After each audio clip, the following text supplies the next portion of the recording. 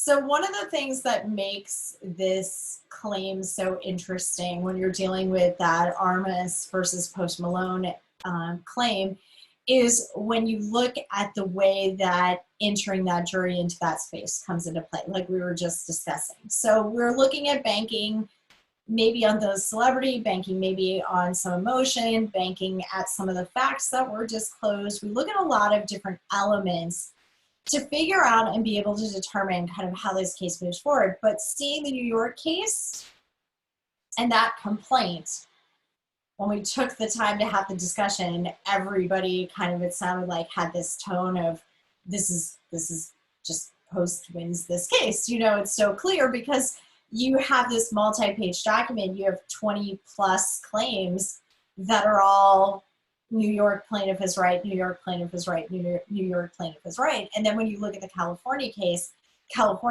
because it's written by Armis, is coming at a completely different trajectory. And it's just, here are all the facts, here's all the data, here's all the evidence, trying to prove up the other case, both looking for jurors.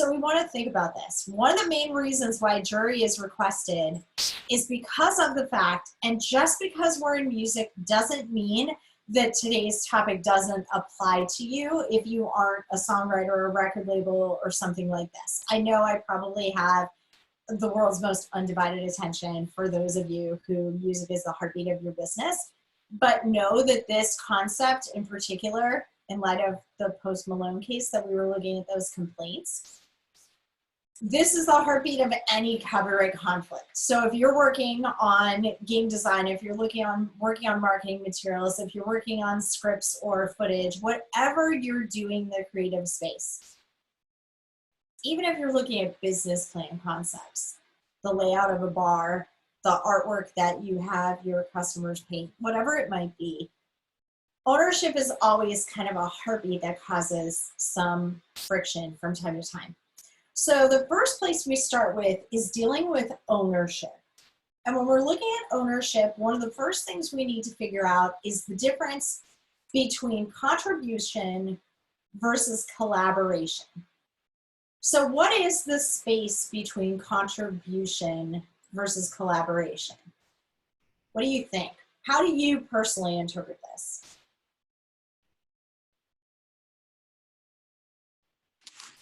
I'd say collaboration is like in the intent of both of you are just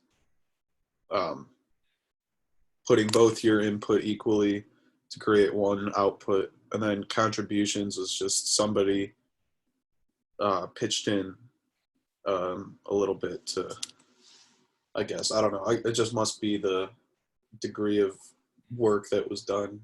Okay, so maybe it's the percentage of content that you added to the copyright.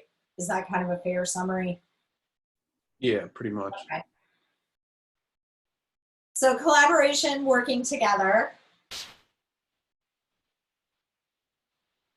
have that definition.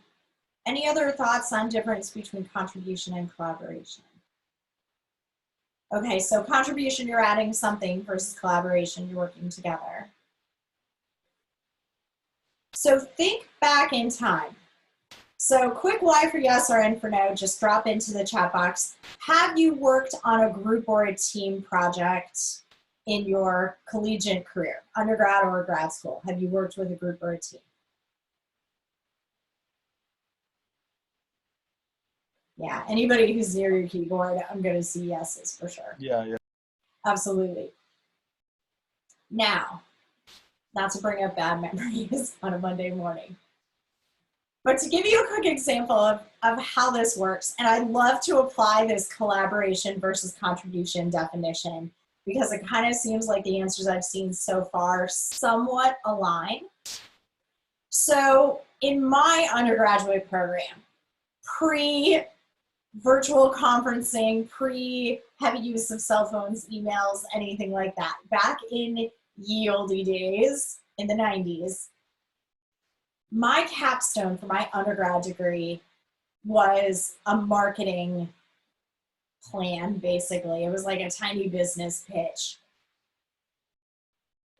I went to a university, a state university here in Central Florida, so class sizes were pretty good sized.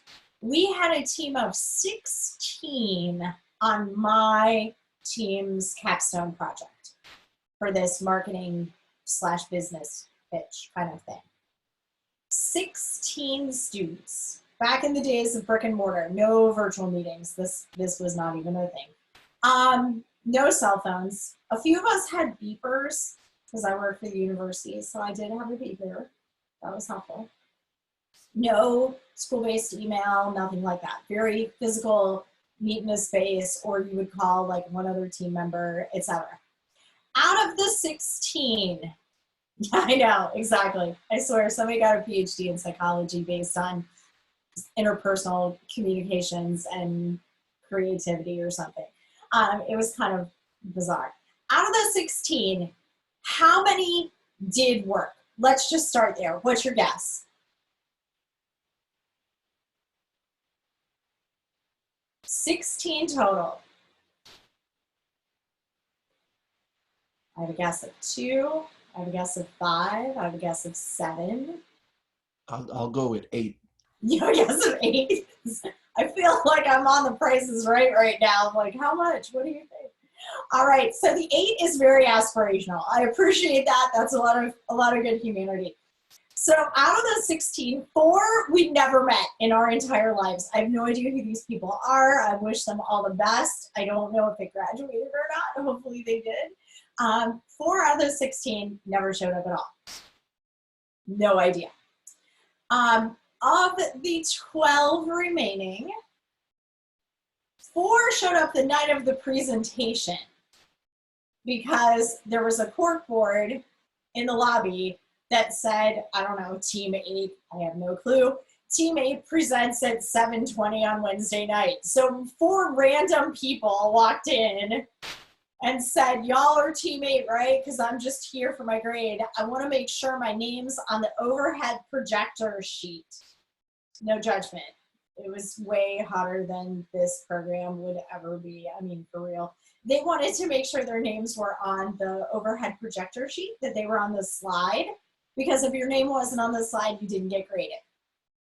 So they were there making sure their name was on the slide and that they were standing in the room and breathing just to physically have a presence and hopefully have a grade.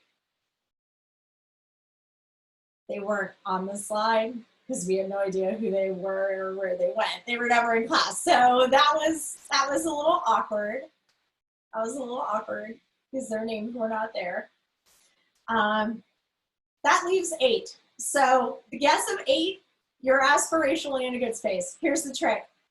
Of the 8, half of that core of 8 showed up to one meeting at some point. Whether it was the night the team was named or some other random meeting, they showed up one other time. They additionally showed up the night of presentation because that was mandatory. But they showed up to one meeting. 4 of us did the whole project. So if I take this, and I'm going to be really particular for a minute, and I'm probably going to take you out of voice, and I apologize, but I'm going to be real lawyerly for a minute. If I take adding to something, the 4 who showed up to one meeting, because they all did utter words, I guess because they showed up to one meeting and they did utter words, they contributed. I guess the 4 who just showed up the final night, because if nothing else, I guess they're like Spirit Squad. Maybe they're contributors as well, because they did add something.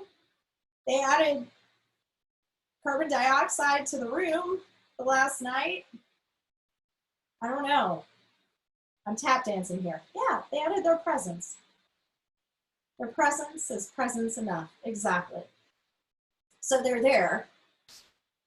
However, with collaboration, since everybody's in the same physical room together, does that mean that all 12 collaborated, or is it just the 4 of us who did the work? This is where it gets complicated. This is where it gets really complicated of who gets rights. Is it the guy who's in the room for an hour, looking at one perspective from the complaint? Is it the one who is the person who delivers coffee when I'm working on a project? Wait, I see coffee supporters. Wait, if somebody delivers me coffee, do they get a claim to my copyright? Hold on. We have to frame this out. We have to frame this out, and we need some clarity here. There are three things that we fight over when it comes to ownership. There are three things at the end of the day that everybody fights over. Any guesses as far as what we're fighting over? And you saw it pop up with that post in Armis case. What are the claims? What are they asking for relief in that case? What are they seeking? Who deserves credit? Credit is one. What else are we fighting over in that post Armis case? What is we call it the prayer for relief. What are they asking for? Royalties, which is cash. And then the third one is a little less obvious. The third one is dealing with control elements. I love forgiveness. Forgiveness is a great answer. We look at credit, we look at cash, and we look at control. At the end of the day, those are the three factors that we want to consider when it comes to copyright. So when we're contributing, collaborating, working on, whatever you want to call it, or we're creating content, we want to look at credit, we want to look at cash, and we want to look at control. These are the three things we fight over. Credit is where we're listed and how we're listed. It's the title next to your name, because titles can cause fights. It's the ranking of where your name is listed, because that can cause fights as well. Particularly if you're in an industry where you're nominated for an award, and if you're not one of the top 4, top 6, top 8, you don't get a little statue to dust. Particularly that becomes a biting point for some. Having your name listed, controlling how your name is listed, where it's listed. That's one fight. Cash is another fight. Is it a one-time payment? Is it a royalty payment? How is this money coming in? What rights do you have, long-term, short-term, etc.? And then lastly is control. Control is the ability to have a voice as far as where things are placed, how much things are licensed for. It's the ability to have a say, to be a decision maker of what happens with this content, what it looks like when it's finished, and where it goes in the future. So we fight heavily over credit, cash, and control when it comes to intellectual property in all forms of intellectual property, just so you know. So with that being said, when we're looking at ownership, music has the cleanest structure, which is why this is couched in the music space, if you follow the rules, if you do it right. Because when you're dealing with music, songwriters use split sheets, which are these beautiful forms which explain everything that was created, who created what, and the percentages of what they created, and it talks through what happens next. Beautiful structure. So a few years ago, I was down in South Florida at Winter Music Conference, the conference side, the workshop, education, whatever you want to call it, side of Ultra, the music festival, EDC, or I should say just EDM music festival. And there was a woman who came up to the mic. I was on a panel that was 2 hours of free legal advice to anybody who attended, which was wicked and wild times. With that being said, there was a woman who came up to the mic and she said, I've got an issue, here's the deal. I work with one artist, one other person, and they had worked together for over 5 years, better part of a decade. And the system that they had is he would create a track, he would send the track to her, she would create the lyrics, she would sing, she would send that back to him, He would finalize everything in the recording, mix and master, and then it would go into distribution. And they would perform live from time to time. Everything for over 5 years had been 50-50. He makes the music, she makes the lyrics and sings. They move together in this space. He sent her a contract and wanted her to sign off that instead of 50-50, it would be 75 to him and 25 to her moving forward. And his logic and justification was that without his underlying recording, she would have no content at all. So she came to the microphone with the question of, I have this contract sitting in front of me. He now wants 3/4 and wants me to take 25%. He basically wanted her to surrender half of her royalties, control, rights to revenues and credit, etc. And her question was, what does she do? So what do you think the answer is? We're halfway through AEL. What do you think the answer is? What does she do? Does he get the 75%? Does she have to surrender half of her rights? What do you think?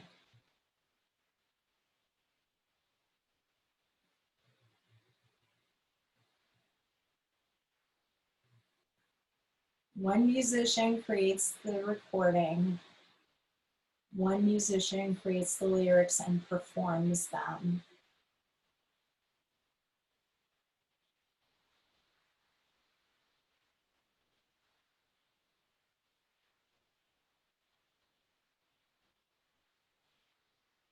Okay, I have first comment is it seems it should be 50-50. Okay. How does she keep it 50-50?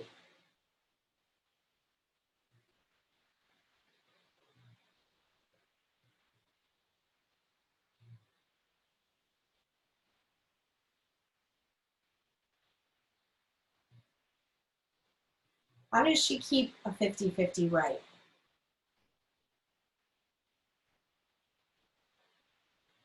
Okay, she can always refuse to release unless it's 50-50, absolutely. Does she have to sign the contract that was sent to her? No. It was one of the weirdest and most jarring answers to her. Because if you've ever participated in Winter Music Conference, WMC is pretty notorious for having panels that are basically like Ironman football teams. I don't even want to think about the billable hour dollar value of the 13 lawyers who were sitting on that panel. It was a lot. So when she came up to the microphone, we're all sitting there like, look to your left, look to your right. Who wants to give her the good news? Because the answer was do nothing. Because both of them are listed on the copyright. The Copyright Office is the coolest parent in the universe because the Copyright Office honestly does love us all equally. And if any of you are at home around family, I'm sure you are loved equally as well. But the Copyright Office never plays favorites. That's not a thing.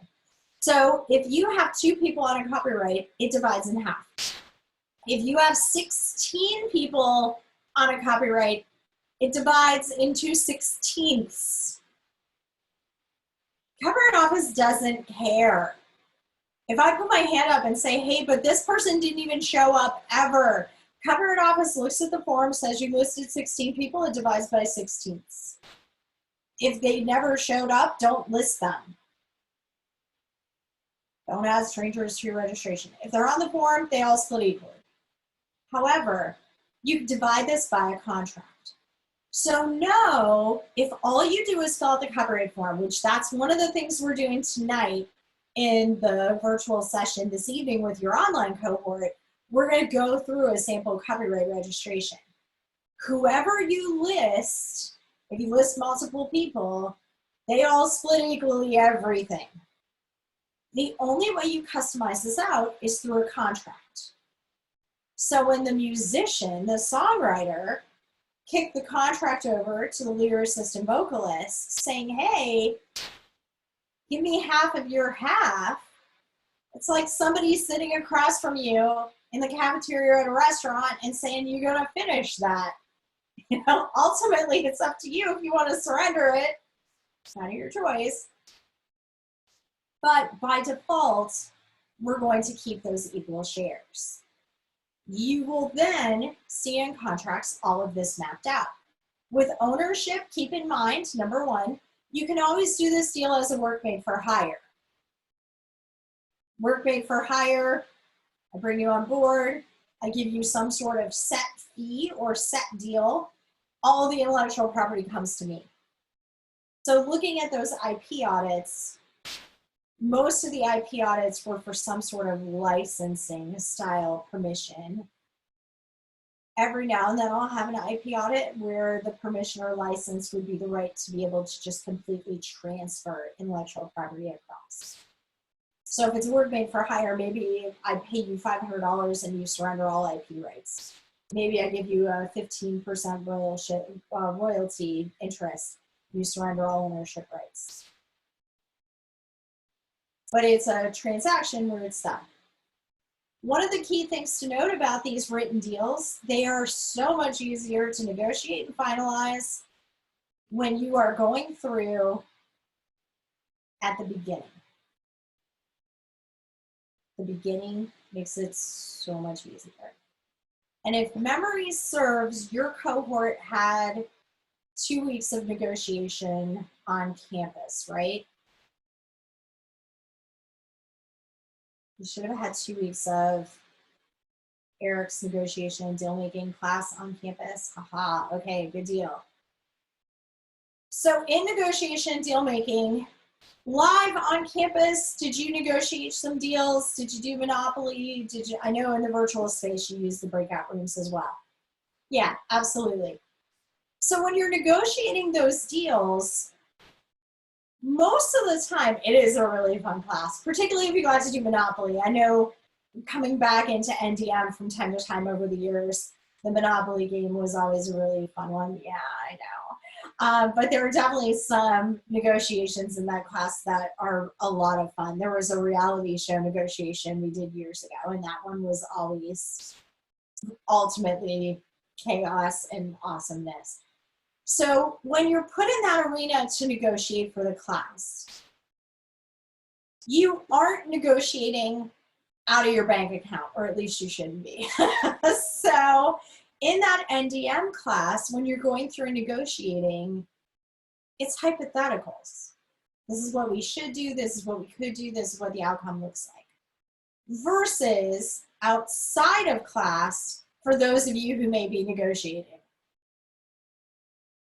So as an example, one of the really hot topics here in Central Florida was dealing with apartment leases. So depending on where you are and what you have going on right now, I know it's something where I got a tidal wave of questions that I just kind of said, you know, be honest and talk to your property manager. I don't know what to tell you, but I had a number of students or soon-to-be grads who were fighting with property management, with leasing companies regarding apartment leases, or fighting with landlords because if they're moving back home, depending on their living situation, there was a lot of hot debate as far as what this turns out to be. So if you're moving away and you're paying 4 months of rent, you have a different negotiation investment than if it's a hypothetical business owner that's fighting over, you know, 2 computers or something like that. Going into the deal, it's easier to negotiate. You're going to see a lot of different deals post-COVID here because a lot of companies never really thought about things like business interruption and things like that. So when we're creating content in this copyright space, it's easier to negotiate who has percentages of ownership of things when it's all hypothetical. Far easier. think about working with teams in the past. Have you ever worked with a team where day one you start dividing out the project, and then as the project moves forward, the workload shifts in different ways? Yeah. I love the laughter at the end of the question. Yeah, exactly. So in the team of 16, which is really a team of 8, which is really a team of 4, when you're sitting in that meeting with a group, you may go through and say, hey, your task for the next week is to do these. This is your deliverable, this is your deliverable, this is your deliverable. Sometimes that workload shifts. We'll just use that term. It shifts a little bit. So as the workload shifts, particularly because we had to write multi-page paper, we had to make presentation slides, we had to live present, we had to create graphs and charts. It was basically a baby version of the business plan you're creating in the last month, but with a gigantic team. So a little bit different structure. So figuring out, you know, hey, I raised my hand the highest because I really want to write the paper. If any of you have ever been on a team with somebody who really wants to write the paper, and then suddenly you become the person who really needs to proofread it or rewrite it, or if you've ever been on a team where everybody writes 25% of the paper. A friend of mine is actually in a master's of business at a different university in the state of Florida. And first semester, he had a team of 4, so my heart went out right away.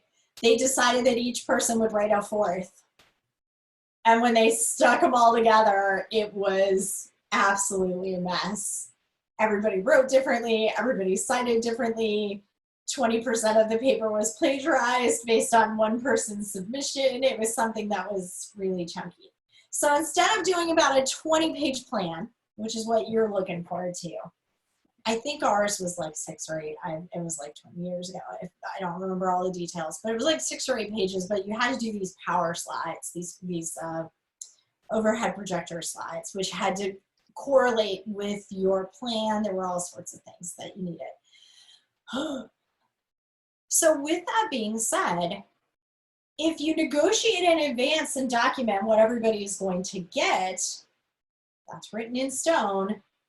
Look at the timing of when you do this. Typically you do this when the work is complete. So doubling back to when would I register for copyright, you would go through and complete this document before you register for copyright, because it's no longer aspirationally, you know, 4 of us are going to write this paper together, we'll each own 25%. It's now the paper is done, it's ready to be submitted, here's the workload. One of the best analogies I can give you, if you've done peer review, has everybody done peer review in the past for assignments? Okay, I was going to say, I know peer review is a pretty industry standard kind of thing in education, has been for a number of years, where you complete a project and you have to go through and rank people or give percentages of credit or something like that, give some sort of review and feedback for participation, contribution, etc. That's kind of the best analogy. You're doing it at the end of the project, but it's typically end of the project before you get the final grade, is usually the structure. Same exact thing here. So we're figuring out what credit do people get. Are they named on the copyright? Are they named elsewhere? How are they credited? Is it name? Is it business name? What exactly are we doing in this space? Second thing we look to is cash. Now, know that these all can run independent of each other. When it comes to the cash side, how much revenue are people getting? So one of the bands that I've worked with for years, 5 members of the band, 1 female, 4 males. One of the members of the band is skilled in music, instruments, vocals, etc. Write sheet music, read sheet music, all that good stuff. Not every member of the band has all of these skill sets. He goes through and creates 100% of the song content that the band performs. and literally passes out sheet music like choir or band to everybody else in the group. So initially, he had 100% of the copyright when it came to the original sheet music, when it came to the lyrics, when it came to the underlying composition, all those different aspects, sound recording elements, textual elements fell under him. Performance, since he wouldn't perform everything individually and record it all, mix it, master it, and put it into distribution, because of that, he would have his bandmates participating. The bandmates did have some interest in the PA copyright, the performing art copyright. The 4 band members met separate and came to the songwriting member of the band and said, here's the deal, we will all pack it up and leave unless you give us a right to the sound recording copyright. We want a right to the sheet music, we want a right to the lyrics, the TX, we want a right to the copyrights as a whole. We want to make sure we have a 10% revenue stream, each member. So 4 have a 10% revenue interest. He retains a 60% revenue interest. It's the structure they mutually agreed to.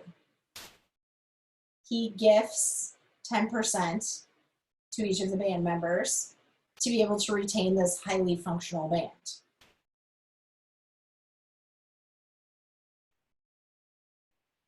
You pay 10% out.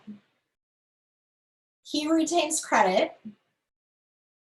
They actually aren't listed as credit as far as songwriting or anything like that, but they do get cash. So on the cash side of things, we can go through and distribute cash as we would see fit.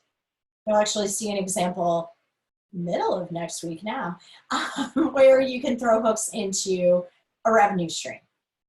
Cash can be completely separate from credit.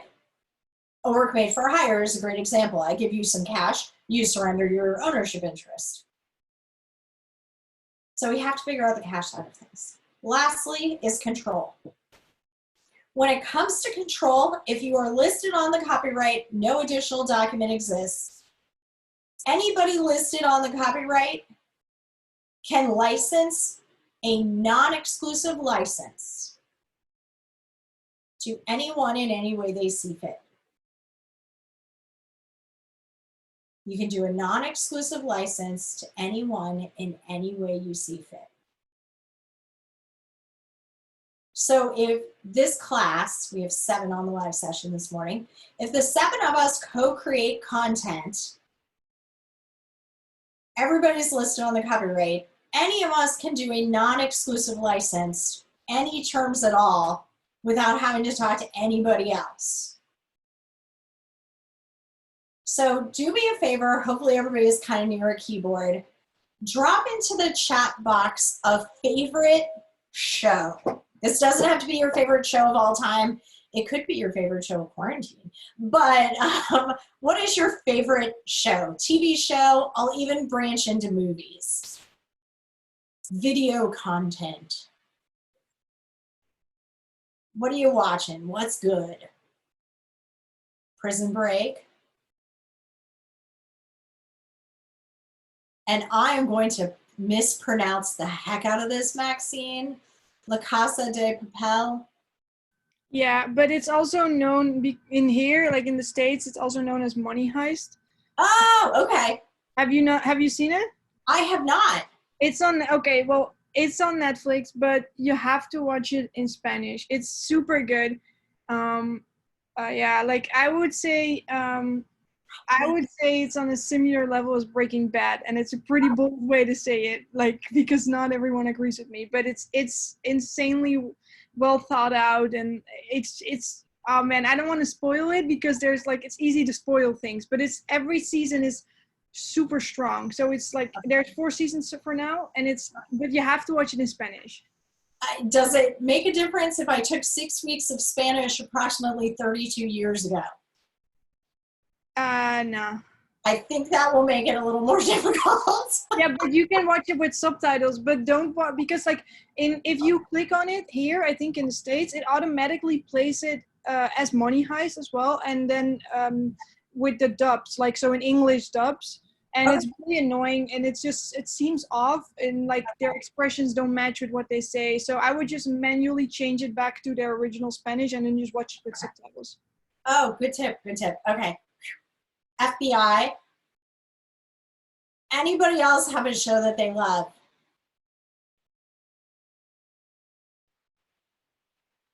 I am going to pick something totally random because I need an example of something completely random because everybody's making this example very difficult. I am going to pick Tiger King because I need an example that's a little off the beaten path, so to speak. So Tiger King. Absolutely, yeah. Everybody's rethinking their life choices now. Because when we're looking at Prison Break, FBI, Money Heist, and Breaking Bad, we have a pretty similar demographic, right? Pretty similar target market for those shows, yeah. If I now throw in the wonderful world of Carol Baskins and Joe Exotic, I'm going to expand out from that silo that everybody's kind of in right now. One of the most important things, if I am a super fan of Tiger King and I get an offer through a contact to take our copywritten material and drop it in to the new film that's being made based on Joe Exotic's life, starring Brad Pitt, and I decide that I love this story so much, I'm going to give it to him for free. So now our copyright is dumped into this non-exclusive derivative work of Tiger King. If one of you tries to negotiate a deal, we'll go ahead and go with Money Heist because it popped up more than once. If one of you tries to negotiate a deal to take our copyright and drop it into Money Heist, you now have this for free giveaway license to a Tiger King subsidiary that's going to muck up that deal, which is part of the reason why a lot of intellectual property groups will look really closely and will put restrictions in place. They'll create a contract when it comes to control aspects and funnel it through to one person. So since you were live on campus, you know everybody's personalities, you interacted a good bit. Moment of honesty, you can't say yourself. You cannot say yourself. Who do I not want to negotiate with? Who in this cohort will just break me down like a cardboard box in a hard rainstorm? Who is just strategic and factual and brutal or just disruptive? Who's gonna absolutely come after me in a negotiation, make it really, really hard? Who do I not want to negotiate with? Who's a rock star? Pick a classmate.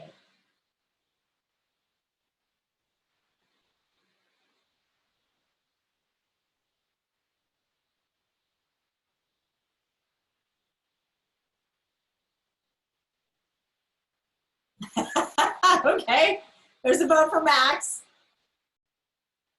Anybody else have thoughts? Max, do you want to embrace or decline that nomination?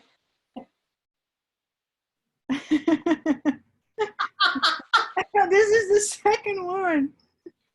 You've got quite a fan club growing here.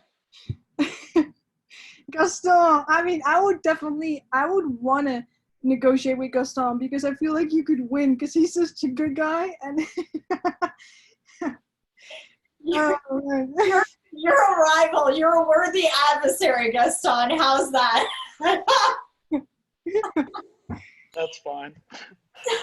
So what we can go through and do, and you'll see it tonight in the session, there's a segment of the copyright where you actually will flag somebody to be the contact for licensing. So if we're all together on a copyright, we can actually flag and say that Maxime is our contact when it comes to any sort of licensing rights.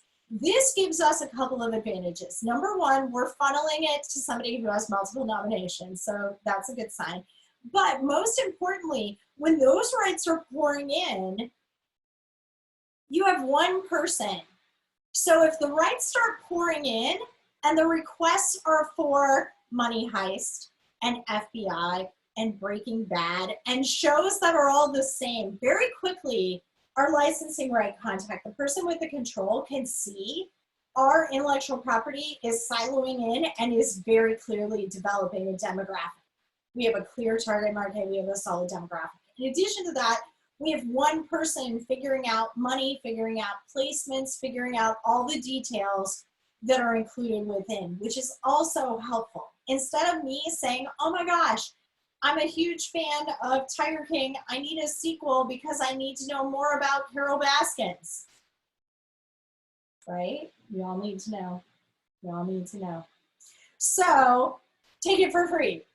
If I go through and say, I'm so invested, just take it for free, now suddenly I'm messing up negotiations, because if somebody gets something for free, it's now going to throw off the dollar values for some of the future negotiations. A couple of things to note when it comes to ownership, just to kind of summarize before we go on break here. Number one, first and foremost, make sure you're registering your work and make sure you list the artist properly. And in the post case, if you go back and look at the copyrights, you'll notice that with the label registering and the way that those details are listed out, you don't see Armis in that space. Armis himself registered a copyright, which lists himself predominantly in place, just as a heads up.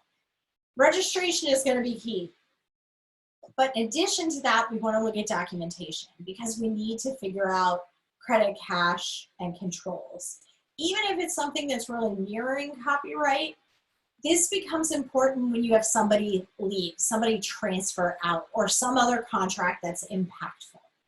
So be cautious in this space. One of our best case examples, if anybody's a big fan of Broadway, one of our big case examples actually comes from Rent. So if you've seen Rent, the Broadway show, Rent has a really interesting piece of the intellectual property story where when Larson first directed that story, it was not well received, and he hired a dramaturge, he hired a writer to come in and tweak the story so it would be more well received, sell, take off. It's the version that you're familiar with if you've seen the movie or the show.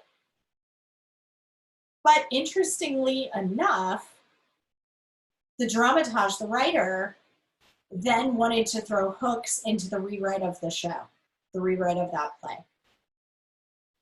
And the fact that Larson, if you're familiar with Larson's backstory, Larson unexpectedly died of a cardiac issue.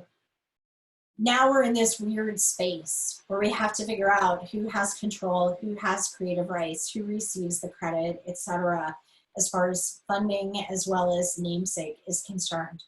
The registration and those contract concepts become really key, because if not, you can have somebody where one party says this person was in the room for 60 minutes, we're not giving them a chunk of our song, and the other person is saying, no, these are all the things that happened in the past, and now it becomes a fight over evidence, it becomes statute of limitations, so many other factors come into play.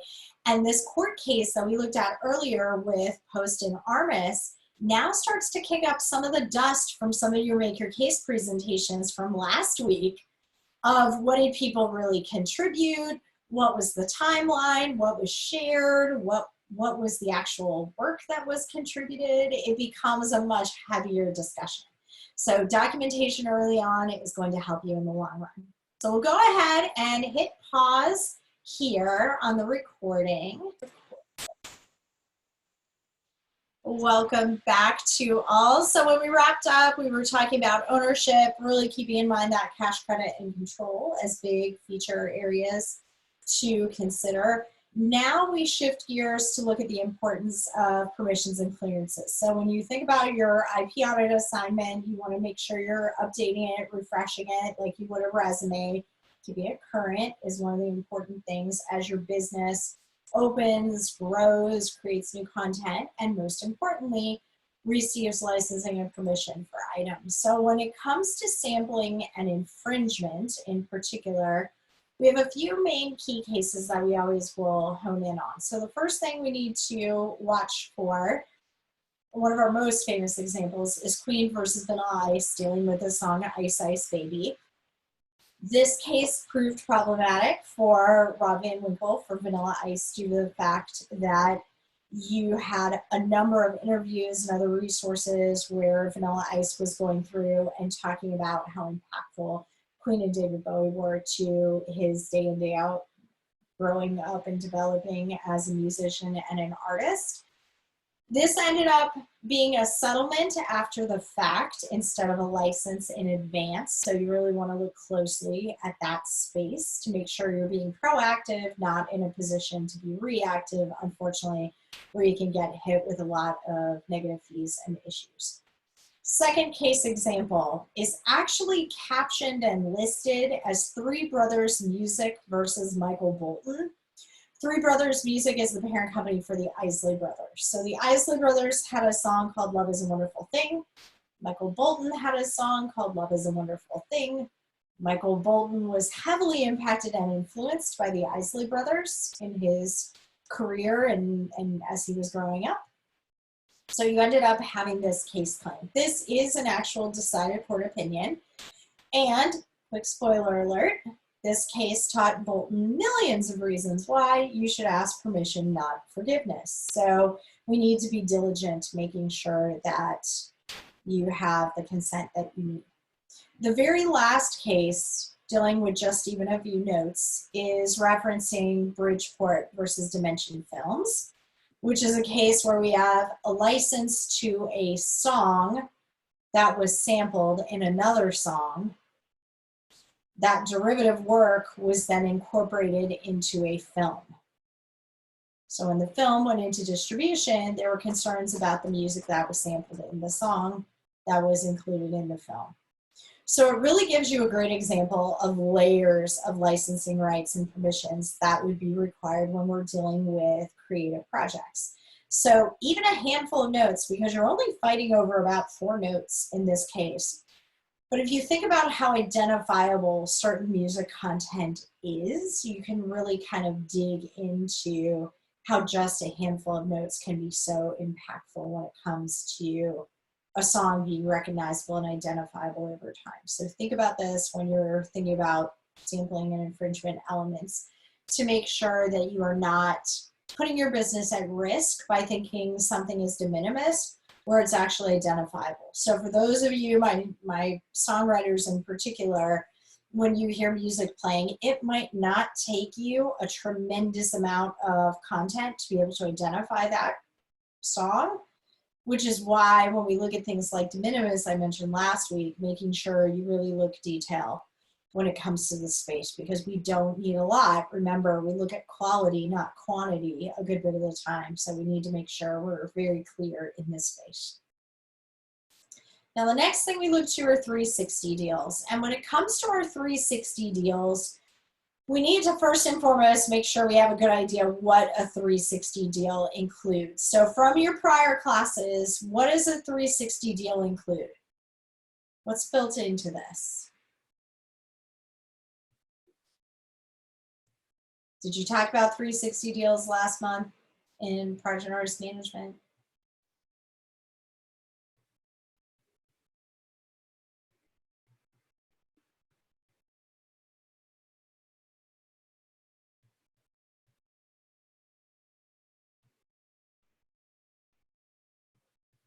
Maybe, maybe not.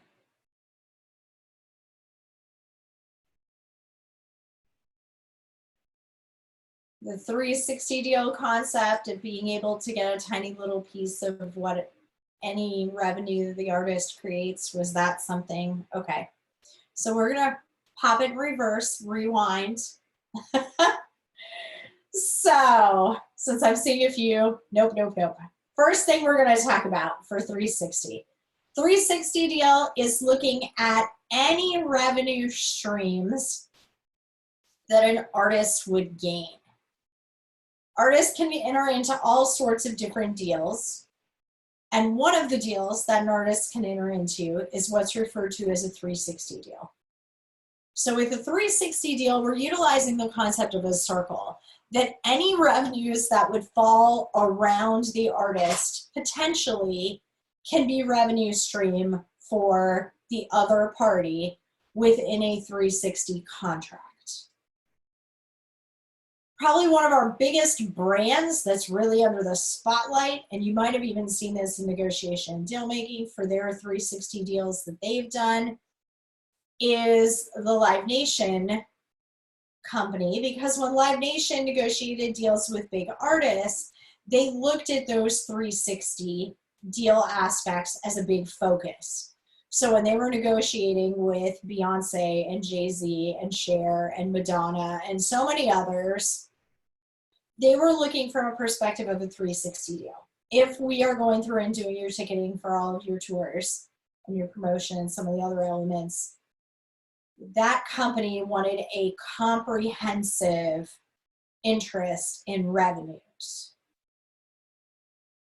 Does this make sense? Or possibly sound familiar?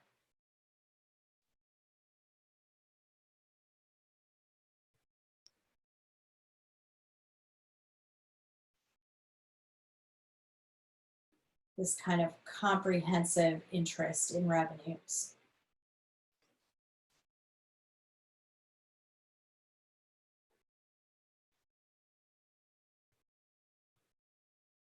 So we're creating a circle around the artist, any revenues that they receive.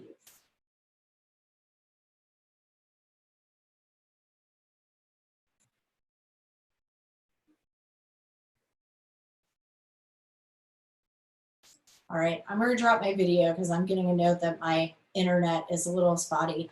Can you guys hear me as far as 360s with the revenue interest? I don't know if everybody's pondering or if I am losing internet connection. Okay, good deal. Everybody's pondering. Good deal. Good deal, good deal. So the concept is we're basically putting a circle around the artist and the money they can receive.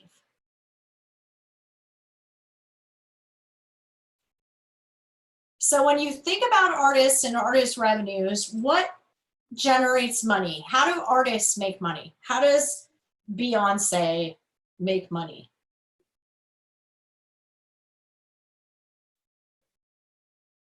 Just type into the chat box a couple of different revenue streams or open your mic, either way. Merchandise, absolutely. Tickets, most definitely. Streaming, big focus area right now.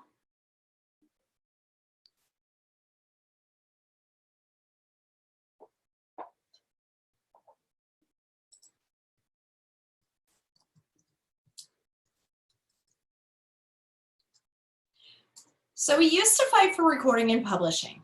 And recording and publishing were the big areas where everybody really focused.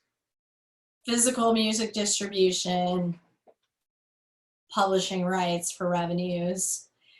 Now we look at licensing, putting the music into movies, into games, into ads, absolutely. We can also look, and if the advertising question is dealing with music and advertisement, it looks like Austin's kind of bridging into that. If the advertisement is being a spokesperson or sponsorship, endorsement, being an affiliate, that's another right that we have. So keep in mind when Beyonce steps up and says, I am Beyonce and I utilize whatever the product is. You know, I am Beyonce and I drink a certain brand of beverage or use a certain brand of skincare or whatever it is, that's another revenue stream. We usually silo in on the things that are biggest fights and money generators. So we look at merchandise, we look at ticket sales, we look at music licensing. One of the other things we look to are special appearances.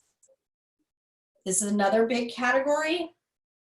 So when you're looking at artists going into do special appearances. They perform on a New Year's Eve show, or they perform on a morning show or something like that, where they're stepping in to do something as a special appearance. If they come on board as a duet or a co-writer or a featured artist or something like this, making a contribution or collaboration to a third party's work, that becomes the focus as well.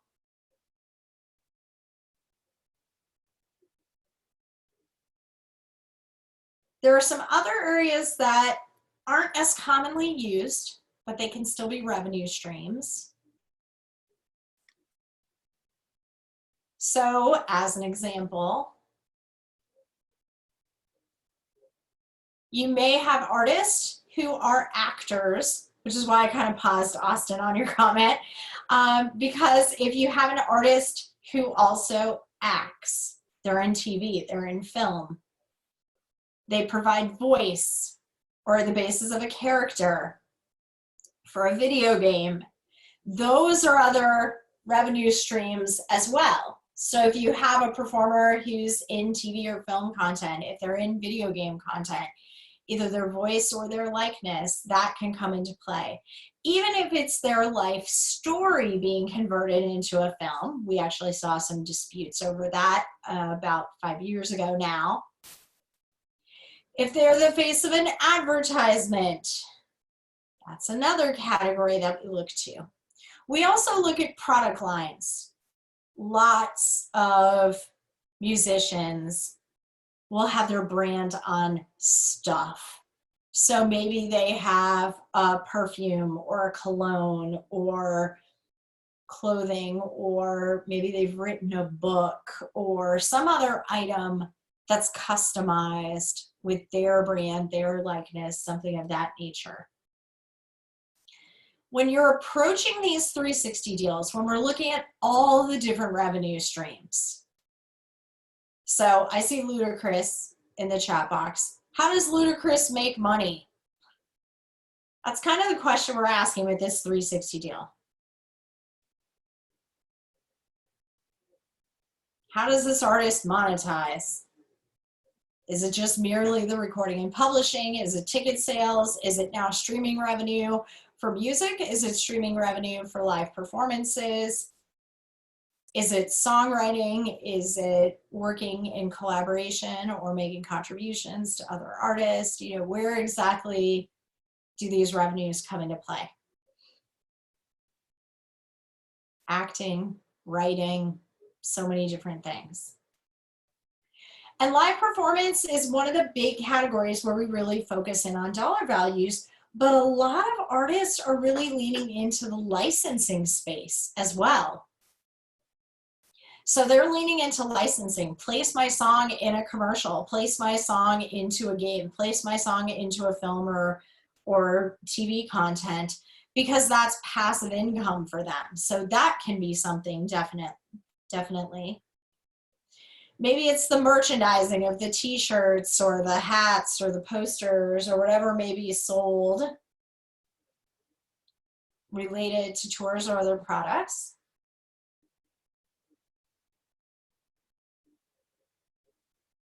But we have a one-off category that's popped up every now and then in our history, which is dealing with Broadway performance. Broadway performance. This is a total one-off. This is super duper weird. Broadway performance. One of the things to always remember with a 360, and we'll look at a few things to remember. First things first, we need to figure out who has leverage. So I'm gonna have everybody pick right now, everybody who's on with us here.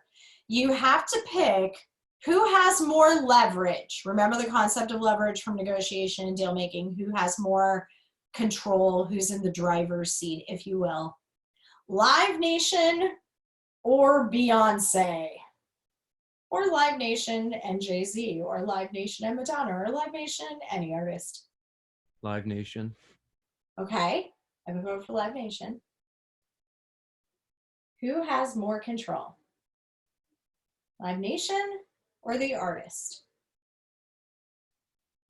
Live Nation versus U2. Live Nation versus Beyonce.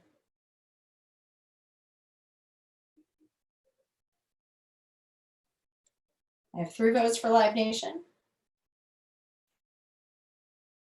I have 1 vote for the artist, possibly some hesitation.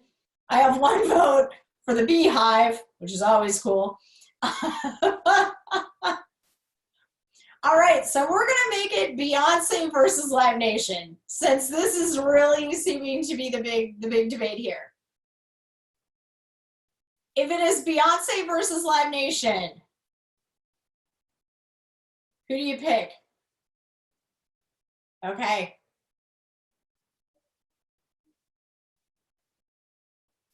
Beyonce versus Live Nation.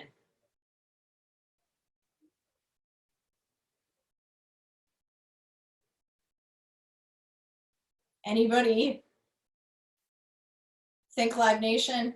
Or is everybody team Beyonce here?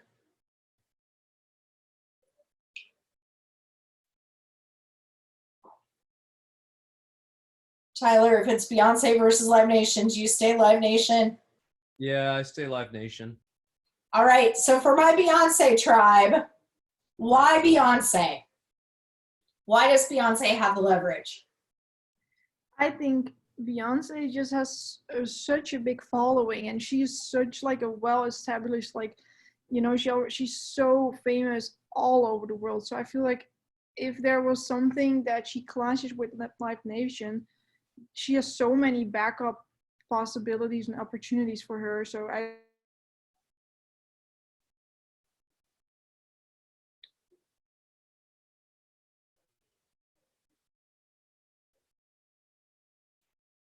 All right, any other arguments on Beyonce's side?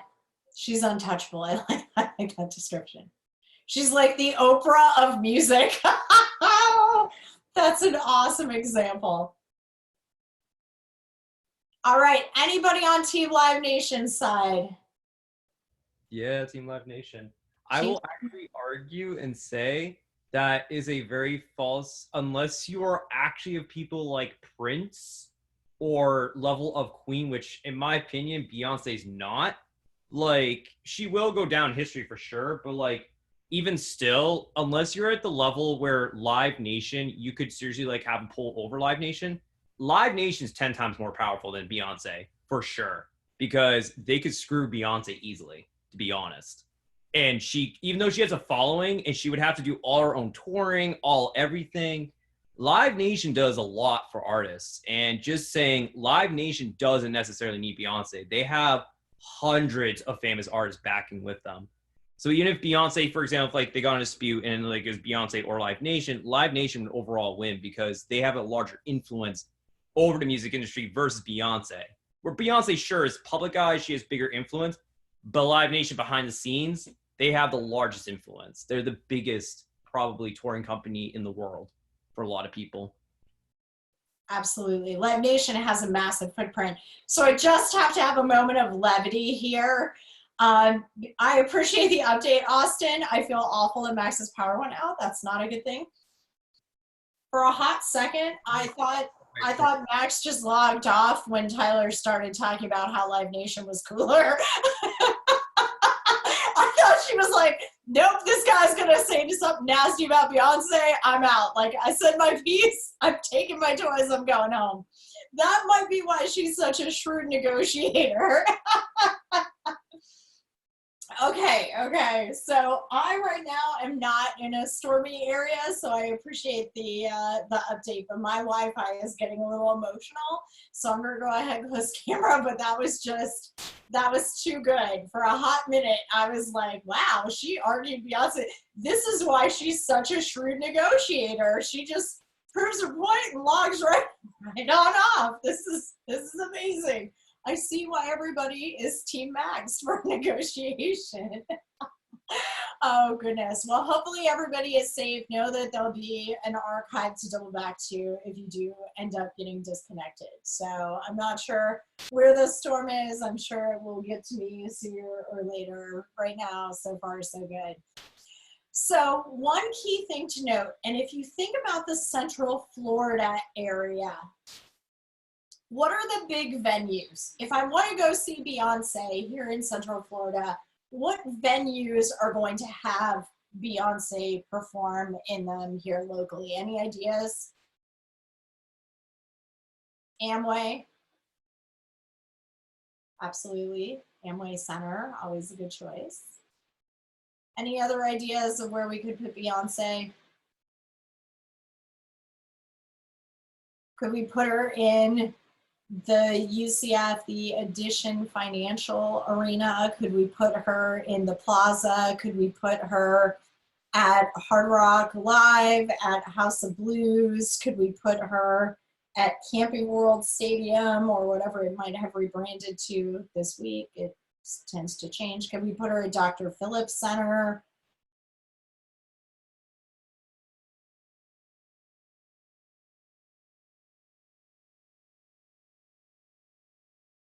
Possibly. Convention Center is kind of a odd space to have a concert. They have maybe one space that might work.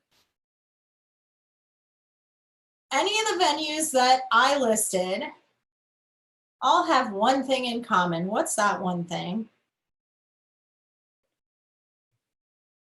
They all work with Live Nation? Yeah, they're all Live Nation. So in the negotiation between Beyonce and Live Nation, there was one common thread, which, as amazing as Beyonce is, especially to the fan base, one key thing to note is that if Beyonce wants to play in a Live Nation venue, she must have a deal with Live Nation. If she does not want a deal with Live Nation, she can then perform in non-Live Nation venues.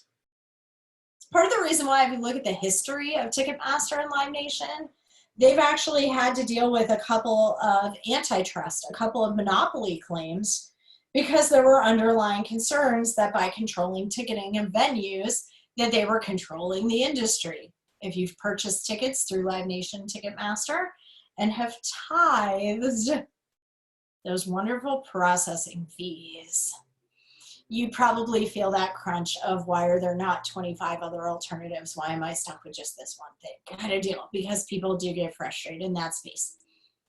So for Live Nation, part of their negotiation, if you don't want to be with us, that's fine. You can deal with your own ticketing and deal with other venues. Beyonce can go on tour to any venue not with Live Nation.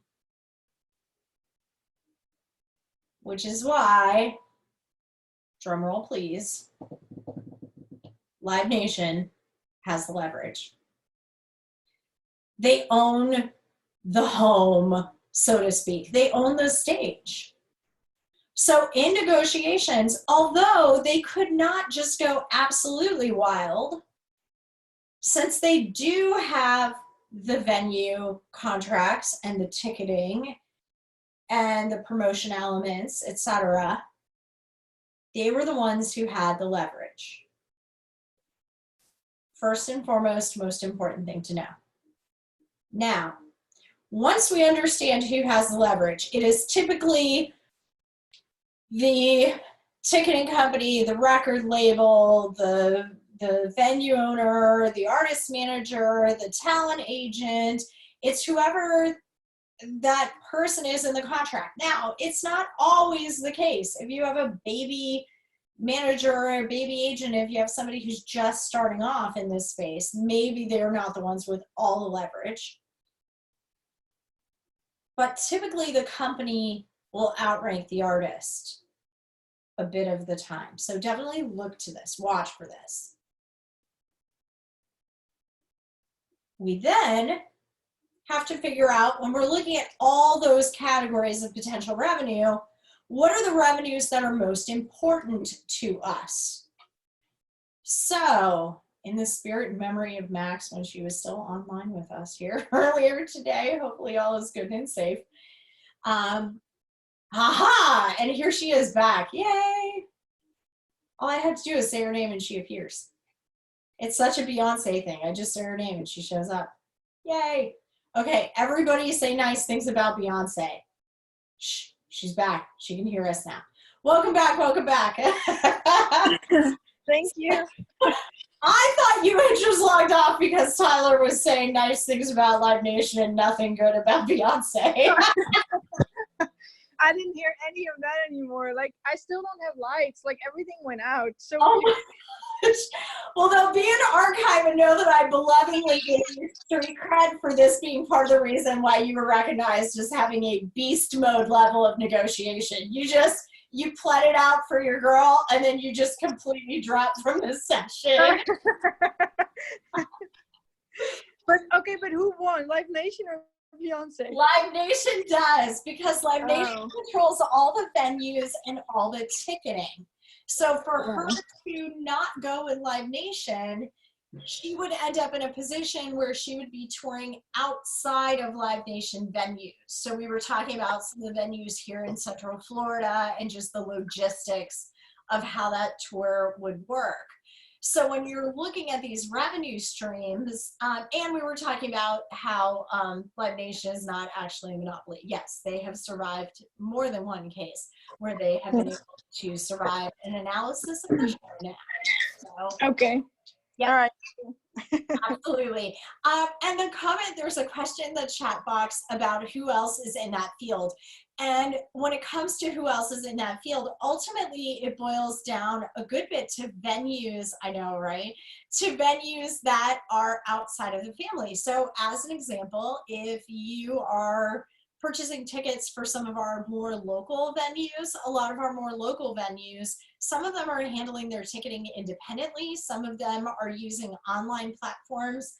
I know just recently, especially with the COVID shifts, I've seen more and more usage of platform like Eventbrite. If you're familiar with the Eventbrite ticketing brand, you've seen more and more ticketing in some other digital spaces more so than ever. So there are other competitors, and here in Orlando, we have venues that are not Ticketmaster venues. So not every venue is going to affiliate with the Ticketmaster brand. Every venue makes that choice. Every artist makes that choice. You do have options in that space. Now, with that being said, when you are negotiating, if it's not I walk away from Live Nation, now I know I'm entering this deal with Live Nation. Now I need to make it the best deal with Live Nation possible, which is the next step in this process.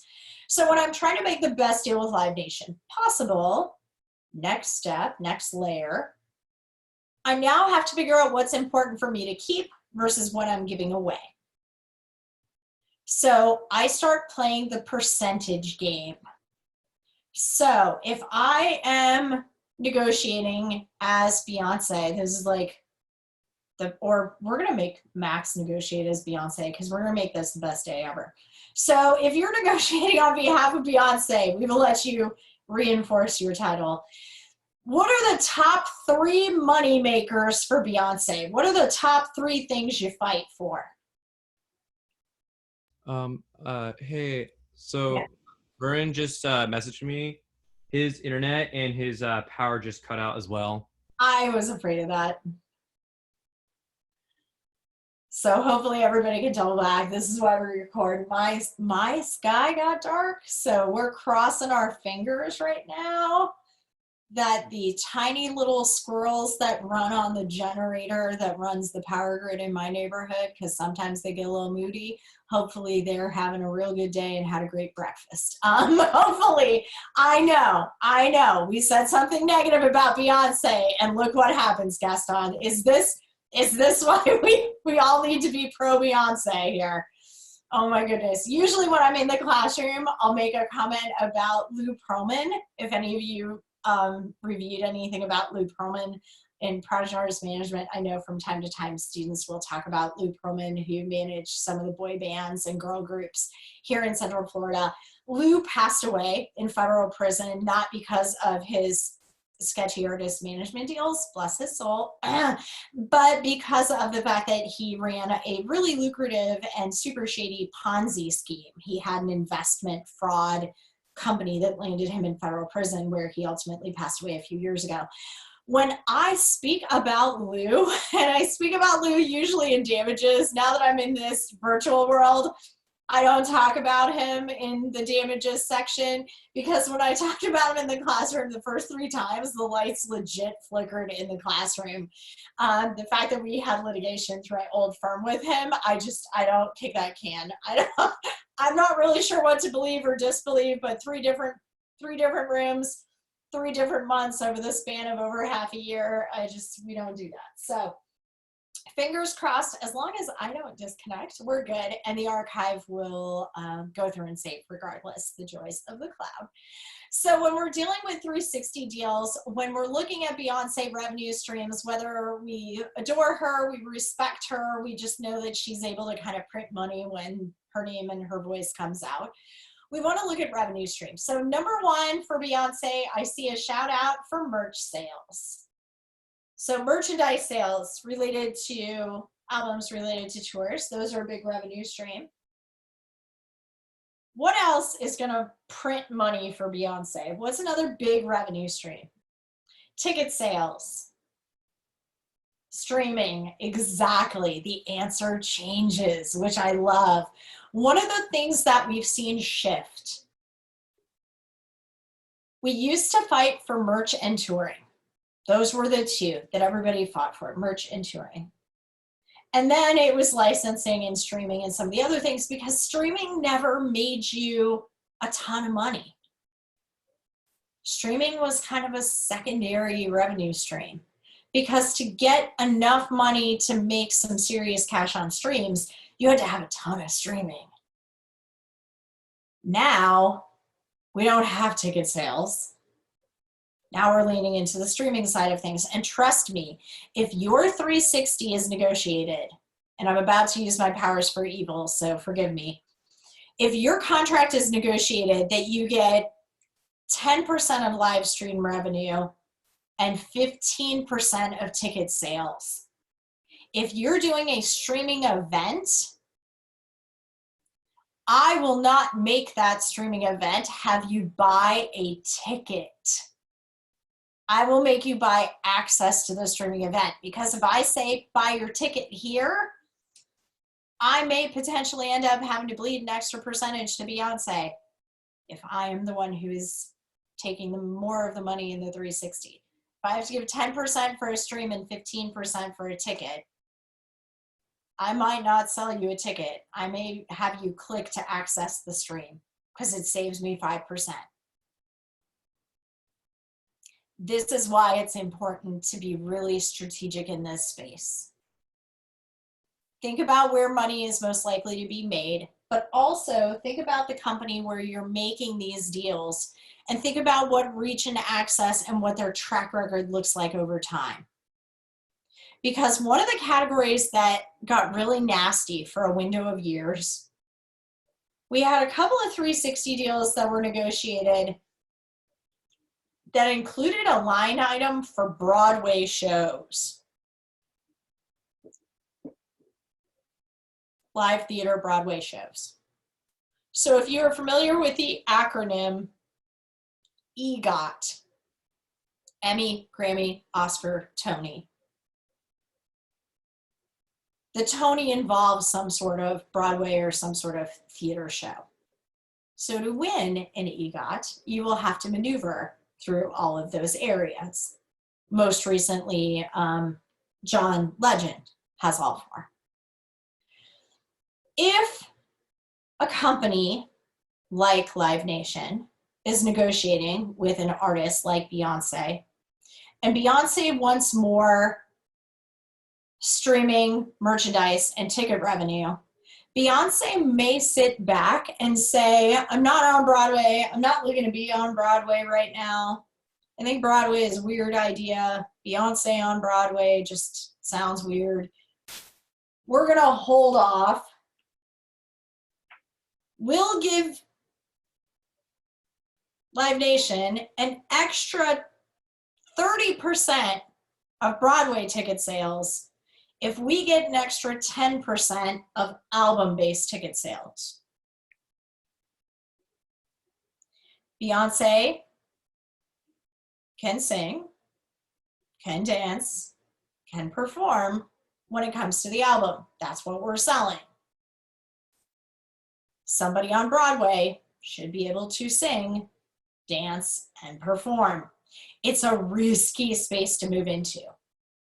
So when you're sitting back and thinking, never would I ever be on Broadway, let me give 50% of Broadway revenue. Let me give 75% of Broadway revenue. Because what's the likelihood of an alternative band like Green Day being on Broadway? And then you have American Idiot on Broadway. You always want to be strategic. Know that the corporation, the label, the ticketing agency, the venue, the promoter, manager, the agent, may be the one in the driver's seat. Be very careful negotiating these in a very lopsided way, because that can whip around and cause extreme heartache if you're not cautious in this space. You additionally want to look at all of the categories that are built into this space. So when we're looking, there comes the storm, goodness. When you're looking at all these different revenue streams, you want to consider what's listed. So again, avoid signing anything that says including but not limited to. Avoid signing anything where you don't really understand and have disclosed to you the parameters of the deal.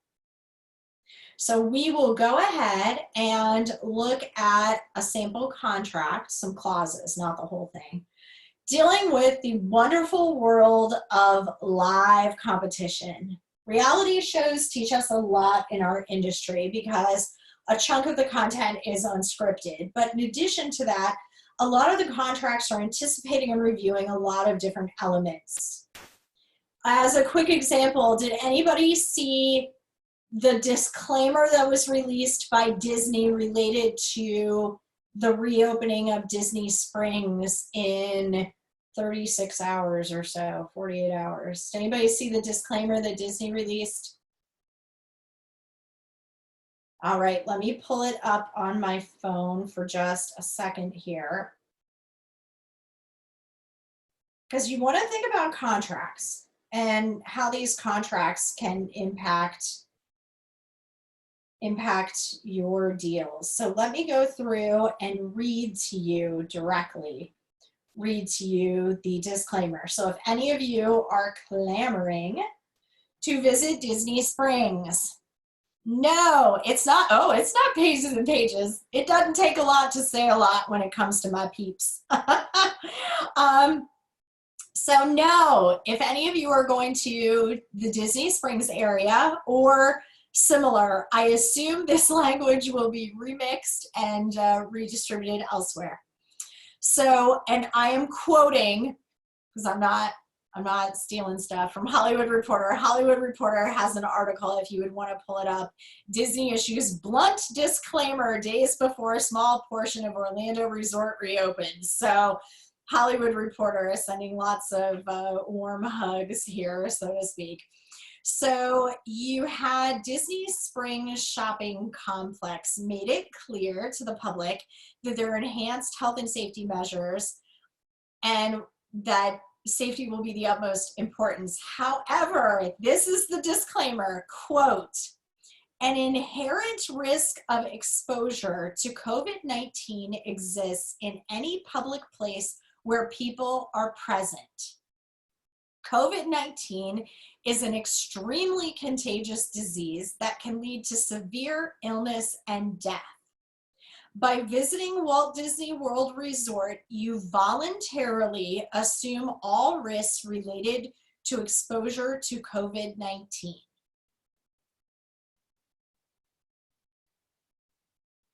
Not super long. That'll fit on a nice little Instagram post or little poster. Stick Mickey Mouse with a little face mask. Put a little picture of his gloves at the bottom. This is also why I don't do graphic design at all whatsoever. Little gloves, little mask. Super fun. What do you think? Is this a good idea to walk by a sign that says inherent risk of exposure exists in public places? It's extremely contagious. It can lead to illness and death.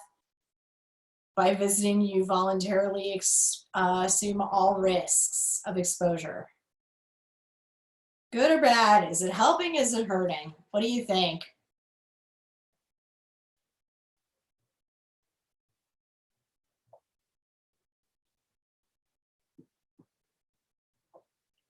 Okay, maybe it's a deterrent to go.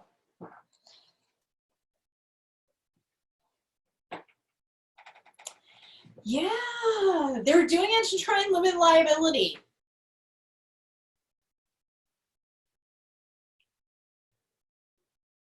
They're trying to limit liability. They don't want to assume the risk on your behalf that if you get sick, they don't want it to track back.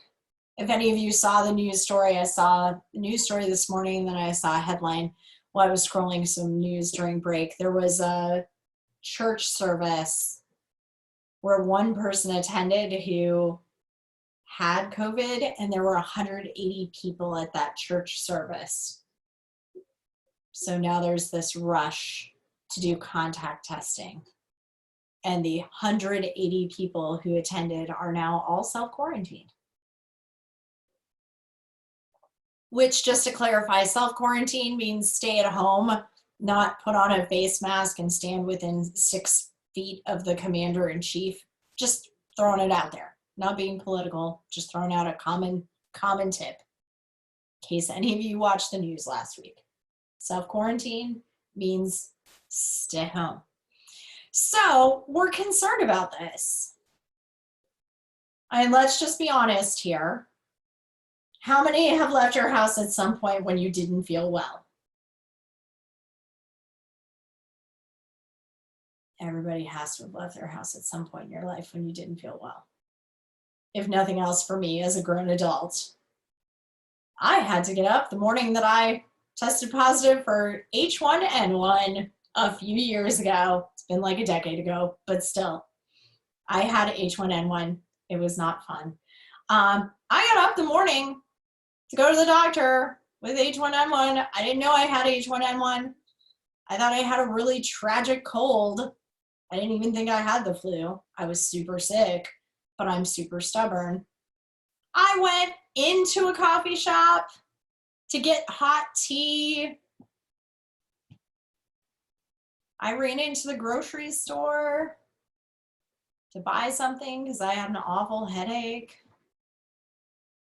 I wasn't doing it to shed live virus all over the town, like some sort of weird pixie dust fairy or something like that. I was just, I feel crappy. Here are the things that'll make me feel less crappy before I can get to my doctor's appointment. And then when I walk into my doctor's appointment, I'm violently, violently ill.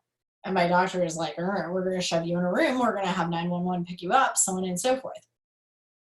Whoops.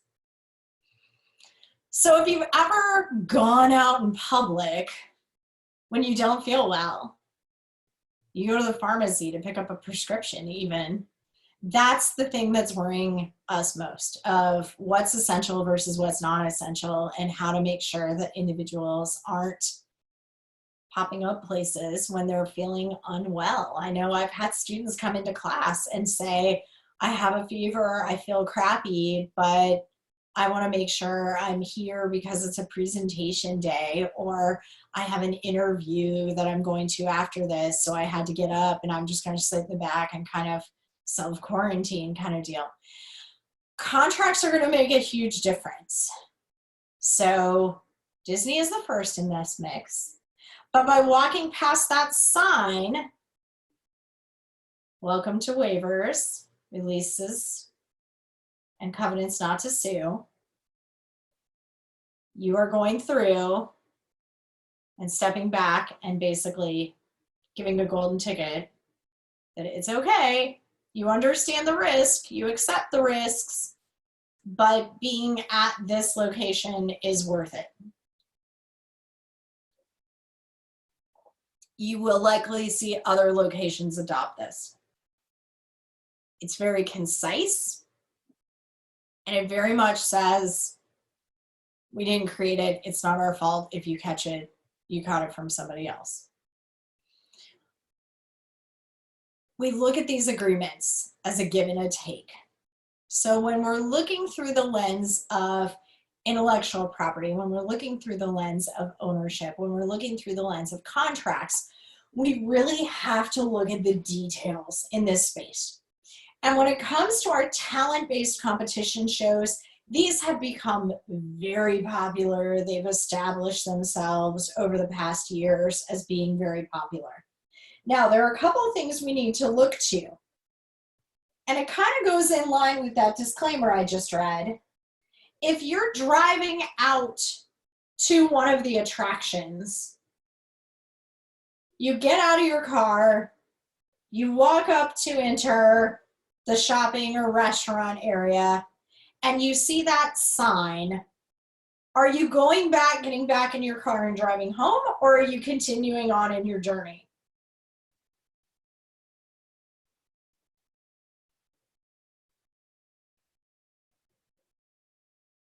I get myself all fancy. I get in my car. I drive all the way out there. It is not quite as likely that somebody will get to the sign. Number one, stop and read the sign. Let's just be honest. Or pay attention if there's a verbal announcement, which I can only assume there's also a verbal announcement. Like, please be careful stepping onto the moving walkway. I would assume that that is now also announcing assumption of risk. If not, it's a hot tip. If you know anybody with the theme parks, let them know. Send my love. It makes sense to do it both audio as well as visual, just in case, to let folks know. Best practices, no guarantees kind of deal. You're continuing on.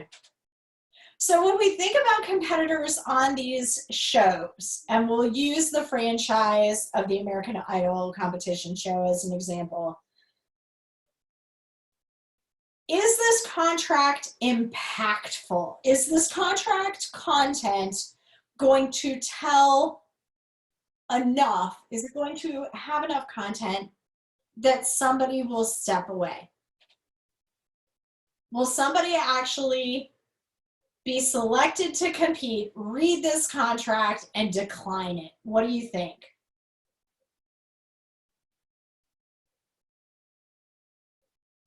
If someone auditions and gets picked, is this contract really going to affect them continuing on?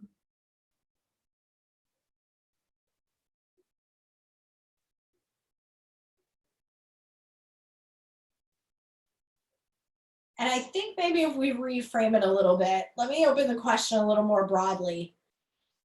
Who auditions for shows like American Idol's competition show? What's our demographic? Age range, income, education background, industry experience? What does their resume look like, so to speak? Okay, they're younger.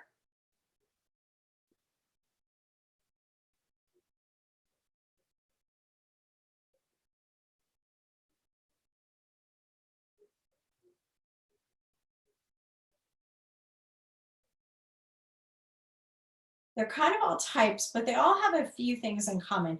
Do we have signed artists competing on American Idol? No. Okay. Do we have artists who've toured extensively competing on the American Idol show? No. Do we have artists that have extensive industry background competing on the show? No. They're typically fairly inexperienced. They're younger. Do you have to have a master's in entertainment business to compete in this show? Nope.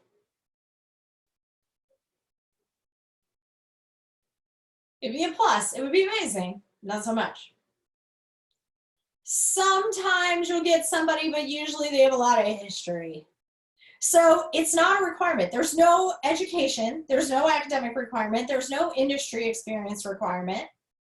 Most of the competitors are younger, working in a non-entertainment industry with an aspiration to get discovered. Sound fair? Yeah. So if they have a celebrity recording artist, we will honorarily make Beyonce an American Idol judge. How's that for a fun thing to do on a Monday during Armageddon storms? So if we have Beyonce as one of the judges and Beyonce says, you are an amazing performer, you get a golden ticket, you are going on to compete in LA, and they hand the contract over to the singer, what's the singer going to do with this contract? Do they sit down with their lawyer and do a line-by-line review? Do they check with their manager or agent to see what's going on? Do they belovingly sit down in a corner at the convention center and start searching from their phone to learn more about jurisdiction and choice of law, publishing and likeness rights? No, they're going to flip to the last page and sign it. This is the happy sunshine version of when people sign paperwork in the emergency room. That's kind of the less fun version. Not a lot of people are going to sit in an emergency room and actually read the paperwork. Usually people are a little focused on different stuff. You flip to the last page, you sign it, you hand it over, kind of deal. They're not going to read the nuances of this. Best case scenario, they'll skim. They'll skim, right? That's best case, hopefully. So, with that being said, we're going to look at 5 different clauses in this contract to kind of see what they look like, because we want to see what they're getting themselves into. So the first clause, those of you who are behind the camera in your production, in your work, in the industry, if you're behind the camera, this is going to maybe be your best day ever. If you are in front of the camera talent, you probably are going to get a little frustrated, because the first clause we look to, we're consenting to filming, taping, and recording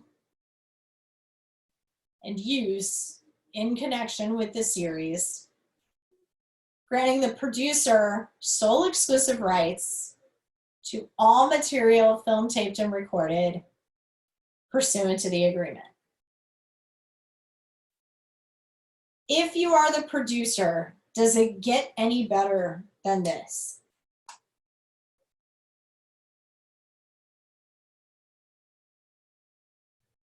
No. And I love there's no with laughter. I see why you're a shrewd negotiator here. No and laughter. If that actually happened in real life in NDM, so much street cred goes to you. It's like, no. No. Hopefully that wasn't part of your negotiation tactic. We have a lot that transitions over. Remember, it's soul, meaning the only, not soul, meaning we actually suck the life out of your being, but we'll get there. Don't worry. It's going to get more interesting. There's a lot of the right that goes into this. Now, I want to take a second and look at both sides, because there's 2 sides to every clause in a contract. Every party has their own kind of angle here. So for the producer's argument, it's like a photography agreement or videographer's agreement. You're setting up the location, you're setting up the lighting, you're doing the production, you're doing the editing, you're the one who's envisioning what this will look like at the end of the day. And you're executing that content that's being captured. It should be your intellectual property,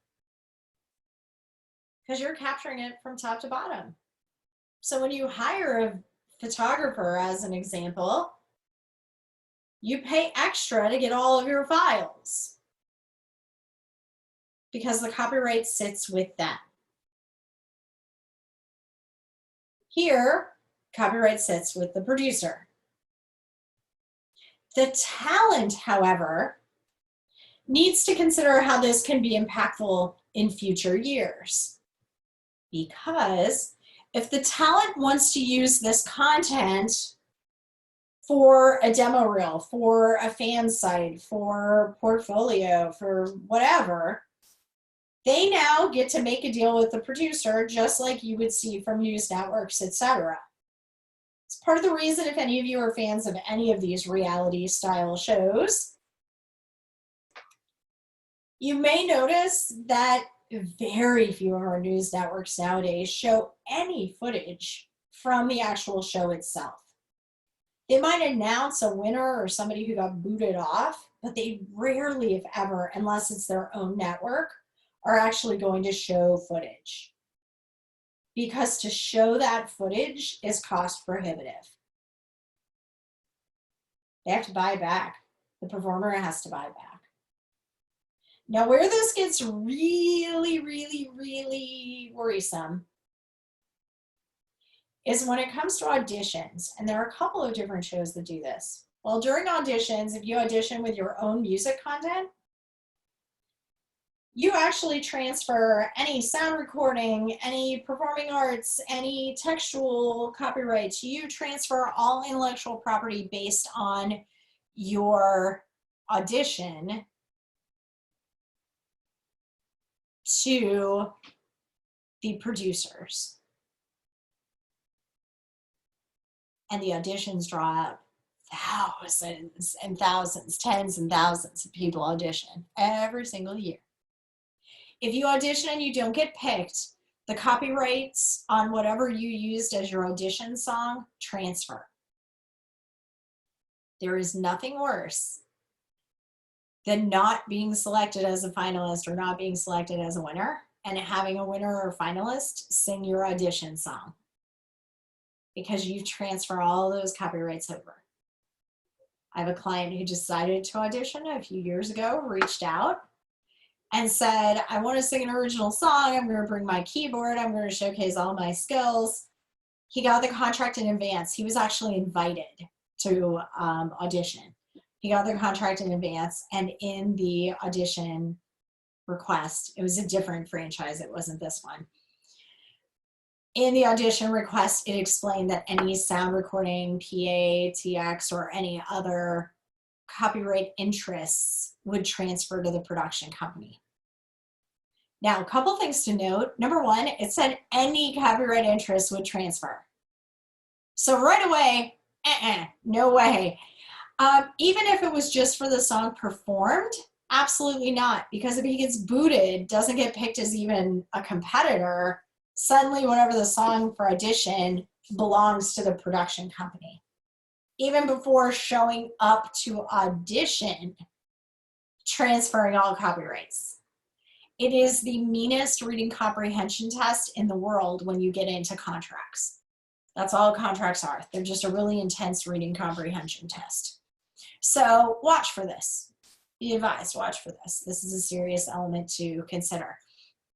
Now, when it comes to the taping and the recording and the control of the series, the producer wants to keep the integrity of the show, but they also need to consider what rights the talent may have. So it's a point to negotiate, it's a point to think about. Now, second thing we look to. Here we're giving an unconditional right throughout the universe in perpetuity. No limits anywhere in the universe forever to simulate or portray or use or authorize others, or to refrain from using, simulating, and portraying all these different items. Name and likeness and voice, personality, personal experiences, life stories, incidents, situations, all these things that heretofore occurred, meaning before I showed up to audition, or hereafter occur, meaning in the future, including without limitation, the right to use or authorize others to use any of the foregoing in or in connection with this series.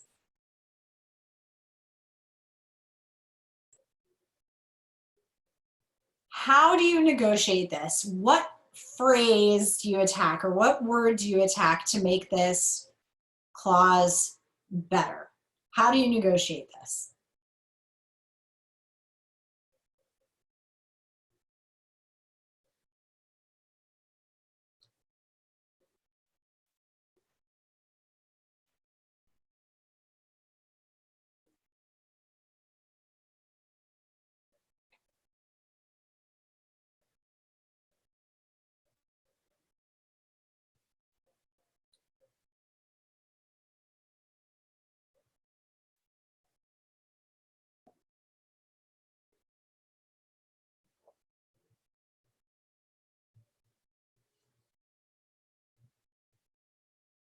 And keep in mind, if we're looking at an 18-year-old musician who's done some open mic nights or is killing it in their local church choir, they might not understand the complexity of every single word in just this one tiny section of the clause. Now, and I have a great comment. If you don't sign it, then the journey is done. This is true, but you can negotiate these things. You can negotiate these things. These contracts absolutely can be negotiated. If you're being selected as a finalist, there's interest there. They can be negotiated. This is basically like an employment contract, not really because you're competing, but as a cast member, you're basically an independent contractor. So you can negotiate in this space for sure.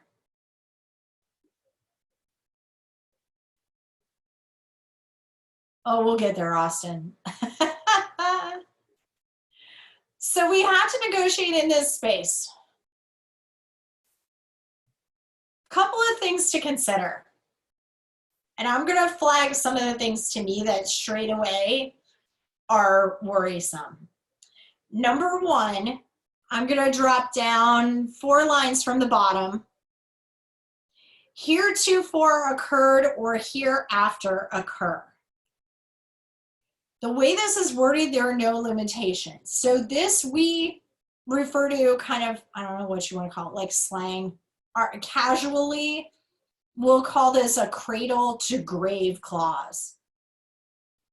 Or if any of you really love that film, Benjamin Button, A Grave to Cradle Clause, I guess. I don't know, I never saw it.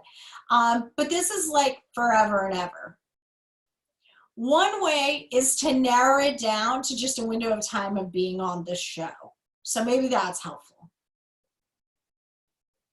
So if you aren't looking at my entire lifespan, maybe it's everything that's happened before, but it stops when I no longer compete on the show. Maybe that's helpful. I don't love the fact that it has the word others popping up a couple of places. Others, the easiest way to think about it, I tell students and clients, when you see others in contracts, think of it as like strangers. So would you authorize strangers to use, simulate, or portray whatever, or allow them to use stuff in other unrelated projects? Maybe others is your sticking point. Maybe you don't want somebody simulating or portraying whatever it is. Maybe Beyonce doesn't want me to take a hairbrush and recreate one of her major performances in the past decade and put it on some social media platform. Maybe simulating and portraying is a stop point for you. You don't want somebody to dramatically reenact whatever it is. So maybe that's an issue. Maybe you don't want this in perpetuity. Maybe you want to give them rights for 5 years and then have the rights fall away. Maybe you don't want it to be unconditional. Maybe you want a right to review and approve that will not be unreasonably withheld. Now, some of the stuff in here, I can't fight at all. Biographical data, whatever, it's yours. It's yours. Good luck. Data is a totally different thing. So some of the things, public facts, I can't really fight with you on those. But other things, I need definitions. What's the difference between an incident, a situation, and an event? You know, is the COVID crisis, is that an incident? Is that a situation, or is that an event? I need some definition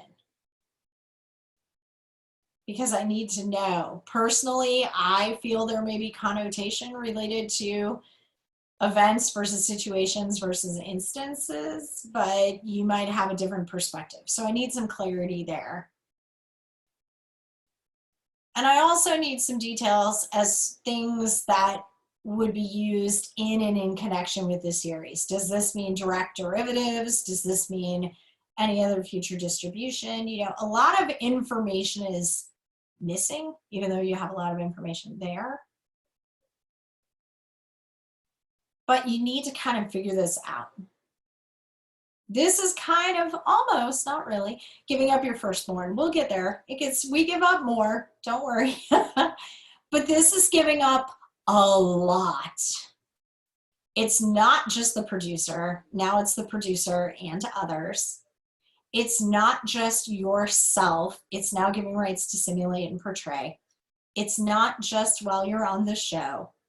It's now before and after. There are so many things.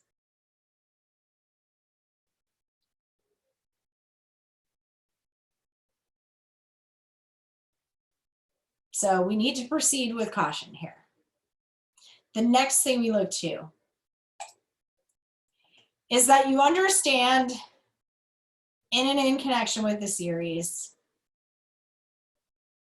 there may be revealing and relate other parties or yourself information, personal, private, intimate, surprising, defamatory, disparaging, embarrassing, or unfavorable nature that may be factual and or fictional. Problems, questions, concerns with this clause?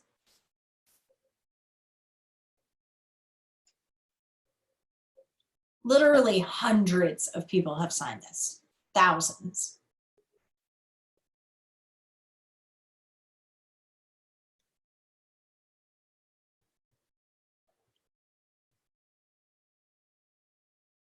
The series will reveal and relate information in all these different categories that may be factual and or fictional.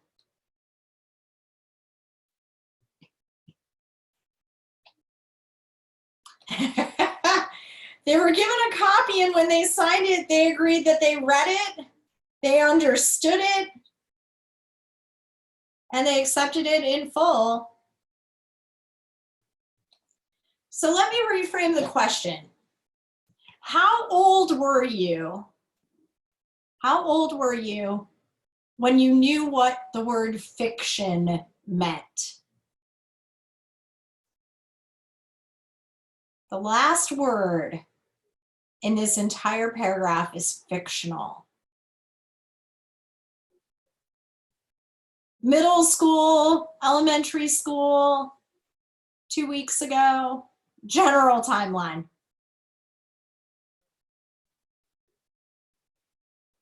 What grade in school or what age were you?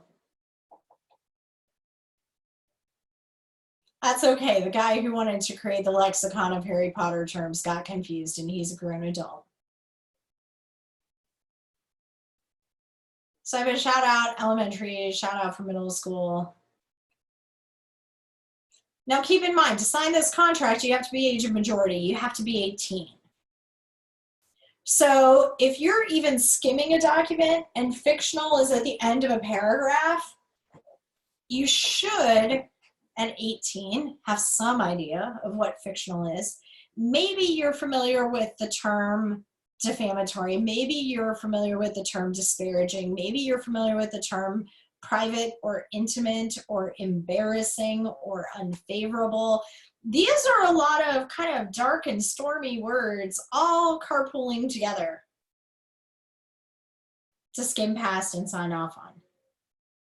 But they're also terms, these aren't really super duper legal terms to make it very kind of common or commonplace language. Most folks outside of the practice of law know what private means. Maybe things like defamatory or disparaging, maybe that's a little bit more my tribe. But I would think private, intimate, embarrassing, those things might be a little more commonplace. I can remember somebody in middle school saying they were embarrassed about something, if I think hard enough, pretty easily. Now, we add this can be factual and or fictional because one of the important things to consider, the production team wants the ability to make you interesting. So if your backstory isn't interesting, we got you. We will make you interesting, which is why this clause exists. Production company does not have to fact check a thing. So if they go back and talk to your 6th grade teacher and they confuse you with the kid who graduated 2 years before, there is zero liability to the production team. They don't have to fact check anything. And secondly, if you have a really boring backstory, we'll make you interesting. We can make you interesting. No big deal. Lots of fun. So again, it's a reading comprehension test. If you sign it, you agree that you actually read it. So you want to make sure you actually read it before you sign it. Now the next clause, I'm just going to kind of skim here a little bit. That's why everybody does have a dramatic story. Yes. So we can have you be orphaned and raised by dolphins off of the Great Reef. So that way, when you hit the stage, you have a compelling story. One quick side note before we capture this $5 million monstrosity. Ironically enough, one of these competition reality shows had a competitor who legitimately was from within a 100-mile radius, if that, from where I grew up. One thing that has really jammed up some of the storytelling is social media and the internet.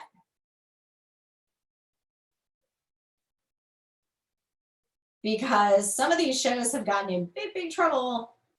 One show got in big, big trouble because they had stolen valor. They had somebody who the backstory was he was a combat veteran, which if I have any veterans, thank you for your service, and I apologize for what they did. Because they took a competitor and gave a story behind the guy that he was a combat vet. He had never served a day in the military. Additionally, the girl who was from within 100 miles of where I grew up allegedly had overcome a drug addiction and had a young child, neither of which were true.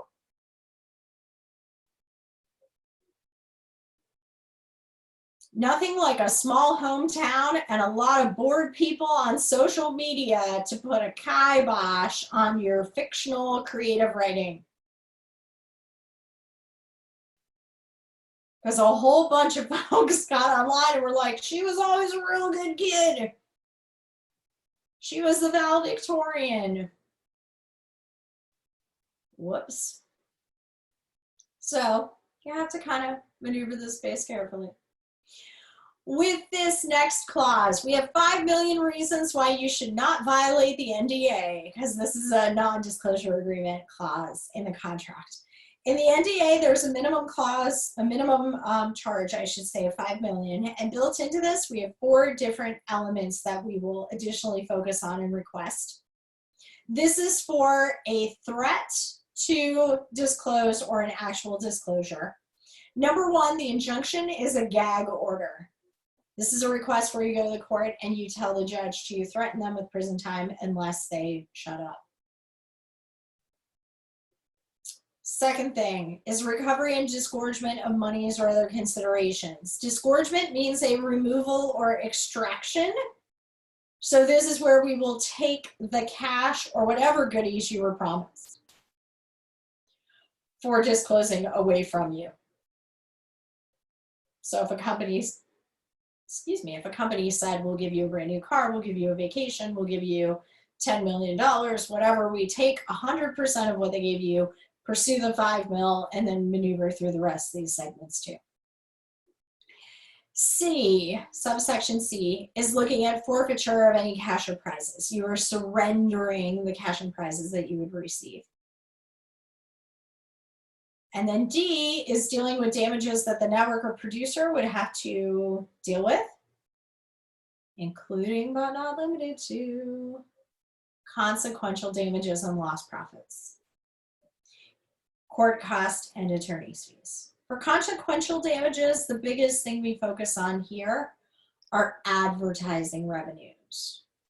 Losing those ad revenues and a live competition show is a pretty big dollar bleed. So that's a big focus for us. Now the last 2 clauses are things that you want to keep an eye on, particularly as you are looking forward for industry and job opportunities. So when it comes to future agreements, which is clause 5,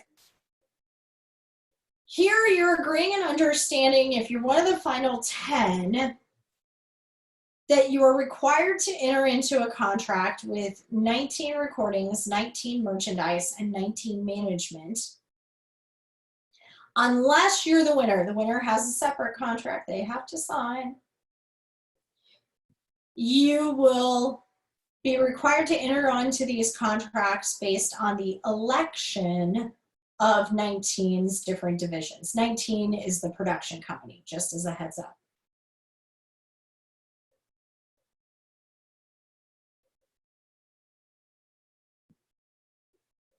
So, yeah. You are signing off that you agree to future agreements. Good idea, bad idea.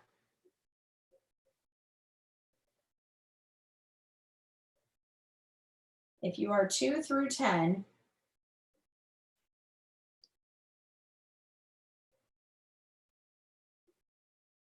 you accept whatever they hand you, you will sign for a recording contract, merchandise contract, and management contract. What is typical industry standard for an artist manager's earnings? Think back to last month. What's your standard artist management earning?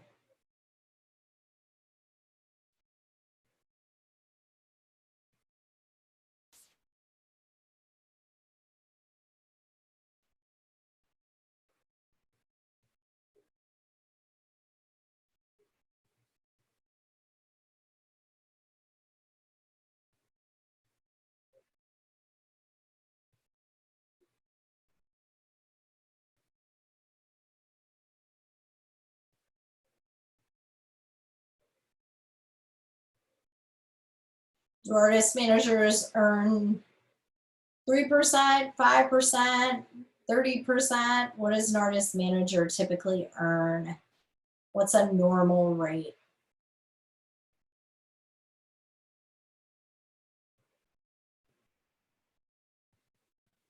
Usually somewhere between 10 and 20. What is it in this deal?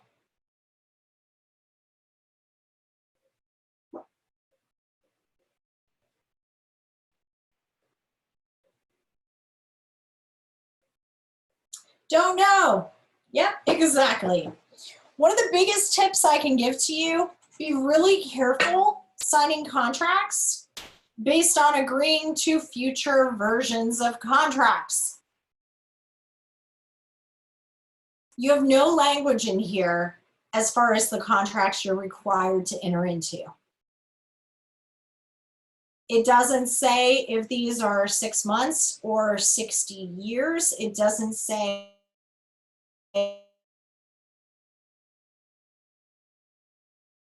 earnings. It just doesn't say.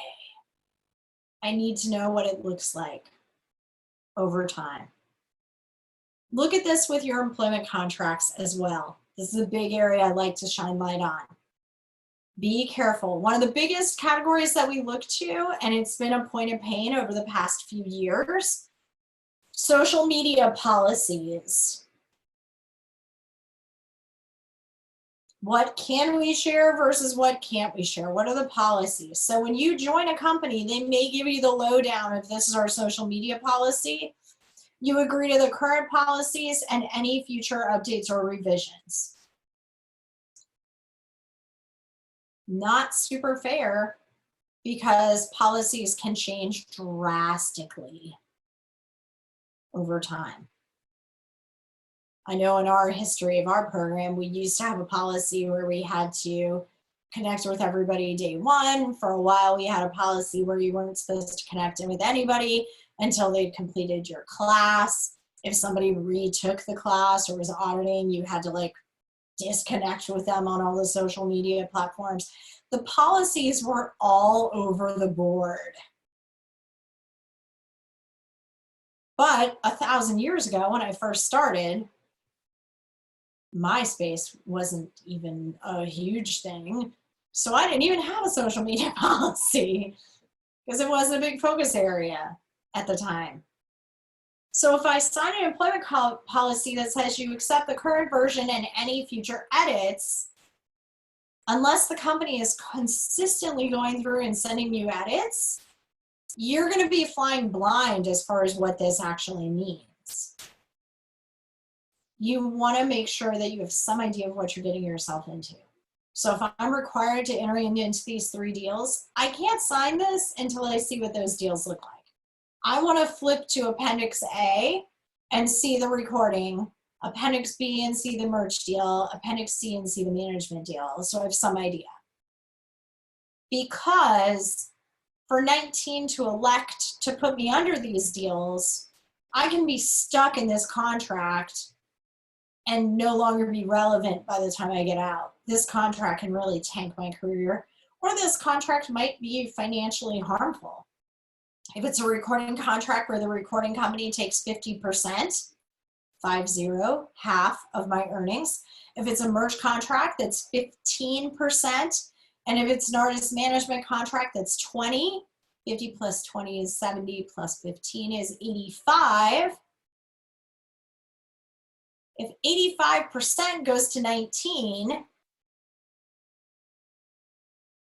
that doesn't leave a whole lot of room for anything else. I need to have some idea of what I'm getting myself into. What are my schedule expectations? What else is going on? Now, one of the beautiful ways to negotiate this, if somebody does raise their hand and say, hey, clause 5 is causing me concern, one of the easiest ways is to say, just calm down, calm down. We don't need to talk about this. If you're a finalist, if you're a competitor on this talent show, and I represent the show, we don't need to worry about it. This clause only applies to the losers. You're not coming on the show to lose, right? You're coming on the show to win. So we just ignore it. We move on. Here's the winner clause. As the winner, you acknowledge and agree as the winner, subject to your availability at the producer's request, to participate in World Idol. Idol exists in a number of different countries. Pop Idol, American Idol, Australian Idol, etc., etc. So they want this universal competition, Olympic level singing to occur, where they will compete against each other. Should the American Idol winner appear on this program, the winner accepts a total fee of $1,400 in full and final consideration of appearance in the program and grants all rights under the same terms and conditions. Now, the producer leans into it's subject to your availability in this negotiation, because that feels clean. It's subject to your availability. If you're available, cool. If you're not, no worries. Because usually the winner focuses on that dollar sign. $1,400 total fee. Full and final consideration. Do you accept the $1,400 final fee? Is $1,400 fair to compete? What do you think? More or less, or this is just right?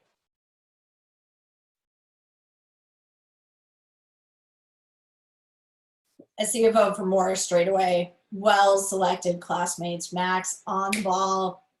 Must need more cash. Anybody else have thoughts? $1,400 final full fee.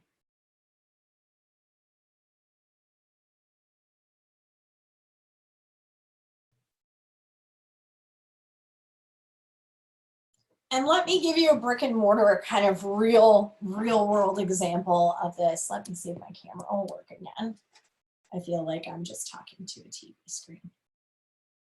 All right, hopefully this works. Yay, okay, I have dual screens. So let me give you a real world example of this. So my position with the Florida Bar, one of the things that I've done a few times, you're not paying a fee. The total fee, the money you'll receive, the consideration is $1,400.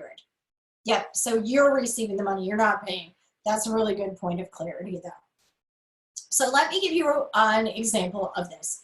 So with my position with the Florida Bar, no worries, yep, nope, you're good, you're good, you're good. So you are getting paid $1,400 to go compete in this global idol consideration, this competition. $1,400 total consideration. So let me give you a brick and mortar real world example. Everybody has been in the state of Florida because this is the campus class. So it makes life easier. If I did this online, sometimes it gets a little squirrely. You know where Orlando is. You know where Miami is, right? Hopefully, state of Florida. I feel like I'm making gang signs, like here's the state of Florida, like Orlando's here, Miami's here. I still feel like I'm making gang signs right now. Last stop before you hit the Keys, which the Keys just reopened today. So, hey, tourism. We'll see how this all goes. Miami, how far is Miami? How long does it take you to get back home, Gaston? Like 4 hours-ish, 3 hours? Depends on how you drive. So, ish, no worries. Orlando to Miami, how long does it take you to get home? Okay, 3 hours. So we'll go 3.5. We'll split the medium here. So I get this fabulous offer. And this will give you like real life example of how this works. I get this fabulous offer. It was not in the heart of Miami, but it was South Florida. I get a request to speak to a law school in Miami from Orlando. They know I'm in Orlando. They want me to speak at 2 o'clock on a Saturday. 2 o'clock on a Saturday. Come to our law school and speak for 45 minutes. Drive from Orlando to Miami to speak at 2 o'clock in the afternoon for 45 minutes. In recognition of driving to South Florida and speaking on this panel, as a thank you, they'll give me a little gift bag. So I'll get like, I don't know, a t-shirt, a pen, whatever. They'll give me some swag, always fun. Everybody loves swag. So I'll get swag and they will give me compensation of up to $100. On a Saturday, I will leave Orlando. I will drive to South Florida. I will speak for 45 minutes. Oh, they'll also let me join them for lunch, which was being provided by like a casual dining restaurant, like a taco joint kind of deal. So I can join them for lunch. I can talk on the panel, and then I can, I don't know, visit friends, drive home, whatever, but I still have to get myself back to Orlando. Now I have the question about gas. My car, I have had my car for a really long time. My car is not a green car. It's not a eco-friendly, like battery, whatever car. It's not electric. My car is gas-pieced. I can actually drive to the Keys and back from Orlando in one tank. Love my car, but it's a fair question. Up to 100 means I might not even get the $100, because one of my friends who also lives in South Florida got offered less money.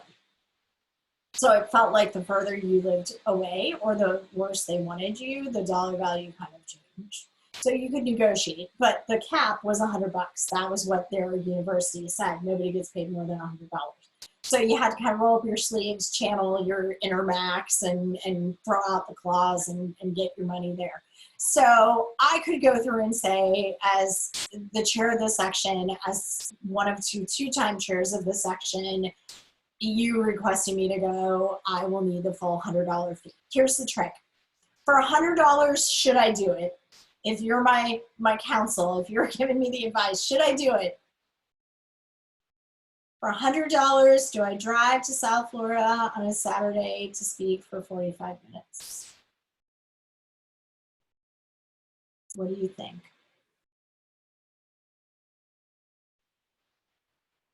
If you're my manager, if you're my agent, do I drive to South Florida to speak at a law school? We'll even make it fancy. I'll say I get all $100. I have 7 hours on the road. 7 hours on the road.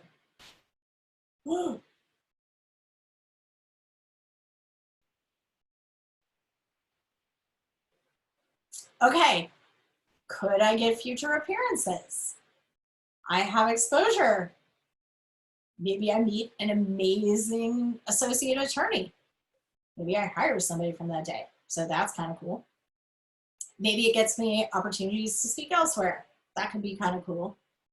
Maybe it gives me an excuse to go south and visit friends of mine in South Florida. That could be cool. Maybe I can drive by the beach and it's nice weather. Exactly. Maybe. $100 in exchange for a day. Here was my counterpoint. You see the little tiny box with my smiley face? My counterpoint was, for $50, just put me on the screen. Right? I'll buy my own lunch. It'll save you cash. If you want to, you can mail me the swag. That's cool. If not, I probably already have the majority of the items, although sometimes they are cool things. Majority of the items in the bag I may already have. Oh, by the way, does it change your opinion? I've already spoken at this school before. Because a friend got married the weekend that they asked, and the wedding was at like 8 o'clock, and the speaking event was at 2 o'clock. So since I was already in town, I had driven down because they had an event the night before. So all I did was leave the hotel, throw on a suit, leave the hotel, drive 35 minutes or whatever it was from the venue for the wedding, drive to the school, speak for 45 minutes, wave, shake hands, hug some folks. It was back in the day when hugging was still acceptable. And then pack myself up and go back to the hotel to get ready for that event. I already spoke there. I have the travel mug. I have the embossed notebook. I have the really cool pen. Granted, the pen was cool enough. Maybe it's worth the drive. Probably not. I can buy the pen online. Cheaper than tolls, because that's the other trick. I usually take toll roads. So, not the best idea. 7 hours of my life for $100. If anybody does quick math, $100 divided by 7, that's what, like $13 an hour or something like that. $15 an hour. This is why I don't teach finance. But with that being said, it's a lot of burnt time, particularly if I'm a drive down, drive back, because I've done that before. Actually, the last time I spoke there, that's exactly what I did. I got up at like 4 a.m, drove down because I spoke before lunch, hung out for lunch, popped right back because I had to be back because I had a client who had a showcase that night and there was a offer on the table. Now, $1,400 to perform in this competition. Maybe it's not enough money to compete. That I completely hear and understand. But here's the other trick. You have no idea where this competition is being held, and there's nothing in here for per diem, which is what you were all actually highlighting, which is a really good thing. you've got to think about per diem. What about my tolls? What about my gas expenses? What about other fees that I would incur to be able to appear? I have a friend who used to speak all over the place. One of his requirements is you had to fly him. So when he spoke in Orlando at a conference I did, we needed to fly him down and fly him back. That was one of the kind of writer elements, if you will, because for him, he didn't want to sit in a car for 7 hours. He had more faith in doing a little jump from FLL to MCO and back than he did getting on the Turnpike or 95 and fighting through for 3.5 hours. We need to think about all the costs. If World Idol is being held at Full Sail Live venue, I can get in my car and drive in for $1,400. And exactly, that is precisely the point I was going to make. Even in the current COVID times, I have a few friends who are looking for tickets just within the past week or two. They were pricing things out in the heart of shelter in place.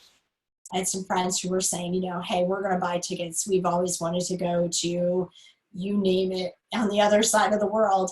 So friends got bored during quarantine. You know, there were only so many things you can buy from weird retail websites. So they started looking at travel. You know, we're betting in 6 months this thing will be somewhere, whatever. So they're kind of spinning the wheel. And a lot of them started researching, but none of them started buying tickets to a large extent. And some of them were posting, you know, hey, one of my friends was saying I found a $150 one-way ticket to go to Scotland. We think we may go. Yesterday, a friend did a virtual birthday party, super interesting. But one of the guys on the call said, hey, we were looking at tickets 3 weeks ago. This is where we're going for his birthday. So he was telling everybody, like, brace yourself, because his birthday was right before everything got squirrely, so he has a while. And he said, we were looking at an airline and we're looking into 2021 to fly to this location. We were looking a couple weeks ago and round trip was like $300, $400. So one of the other guys on the call said, dude, pull a ticket up. Who is the airline? Give us some more details. He goes back on. He's like, now it's $1,400, $1,600. Society is starting to move again. The prices are going back up. Airlines are trying to catch their breath and get their bottom lines to go back up.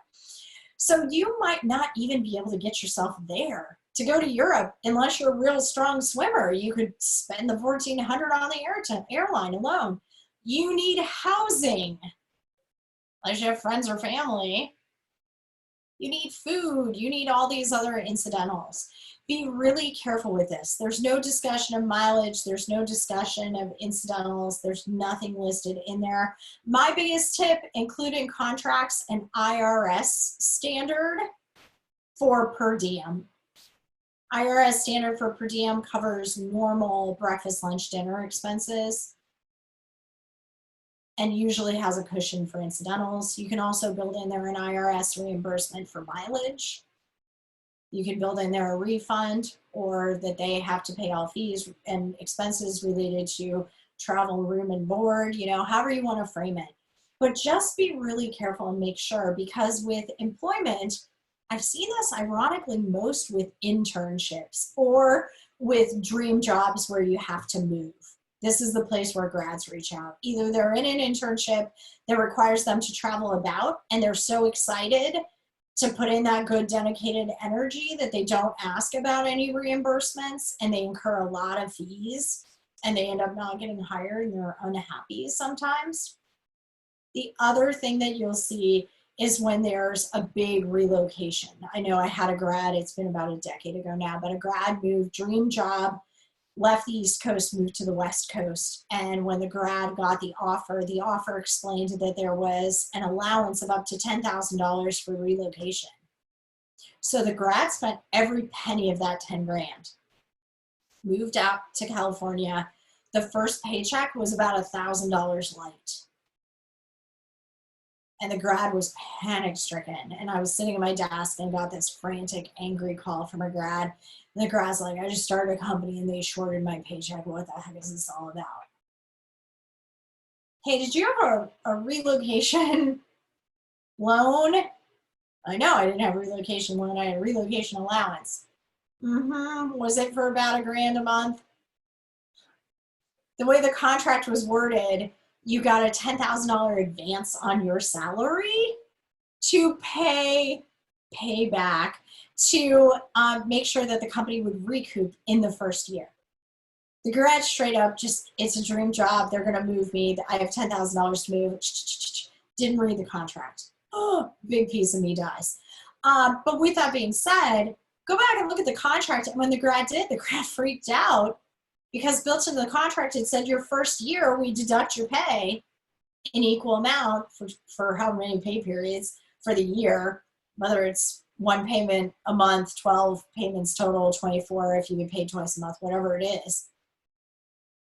You pay back slowly because we take it out of the paycheck. We basically garnish your wages.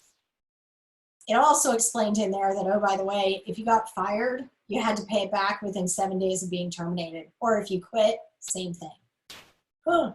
Look at the details. The details of the contract are so important and so impactful. So if you have any questions, let me know. If not, I will see all of you, hopefully virtually tonight, for the legal documents assignment. Make sure you download the assignment that's due on Friday because we'll actually do those forms during the session tonight. So I will see you tonight at 7. Be safe with all the storms and make sure you have a great afternoon.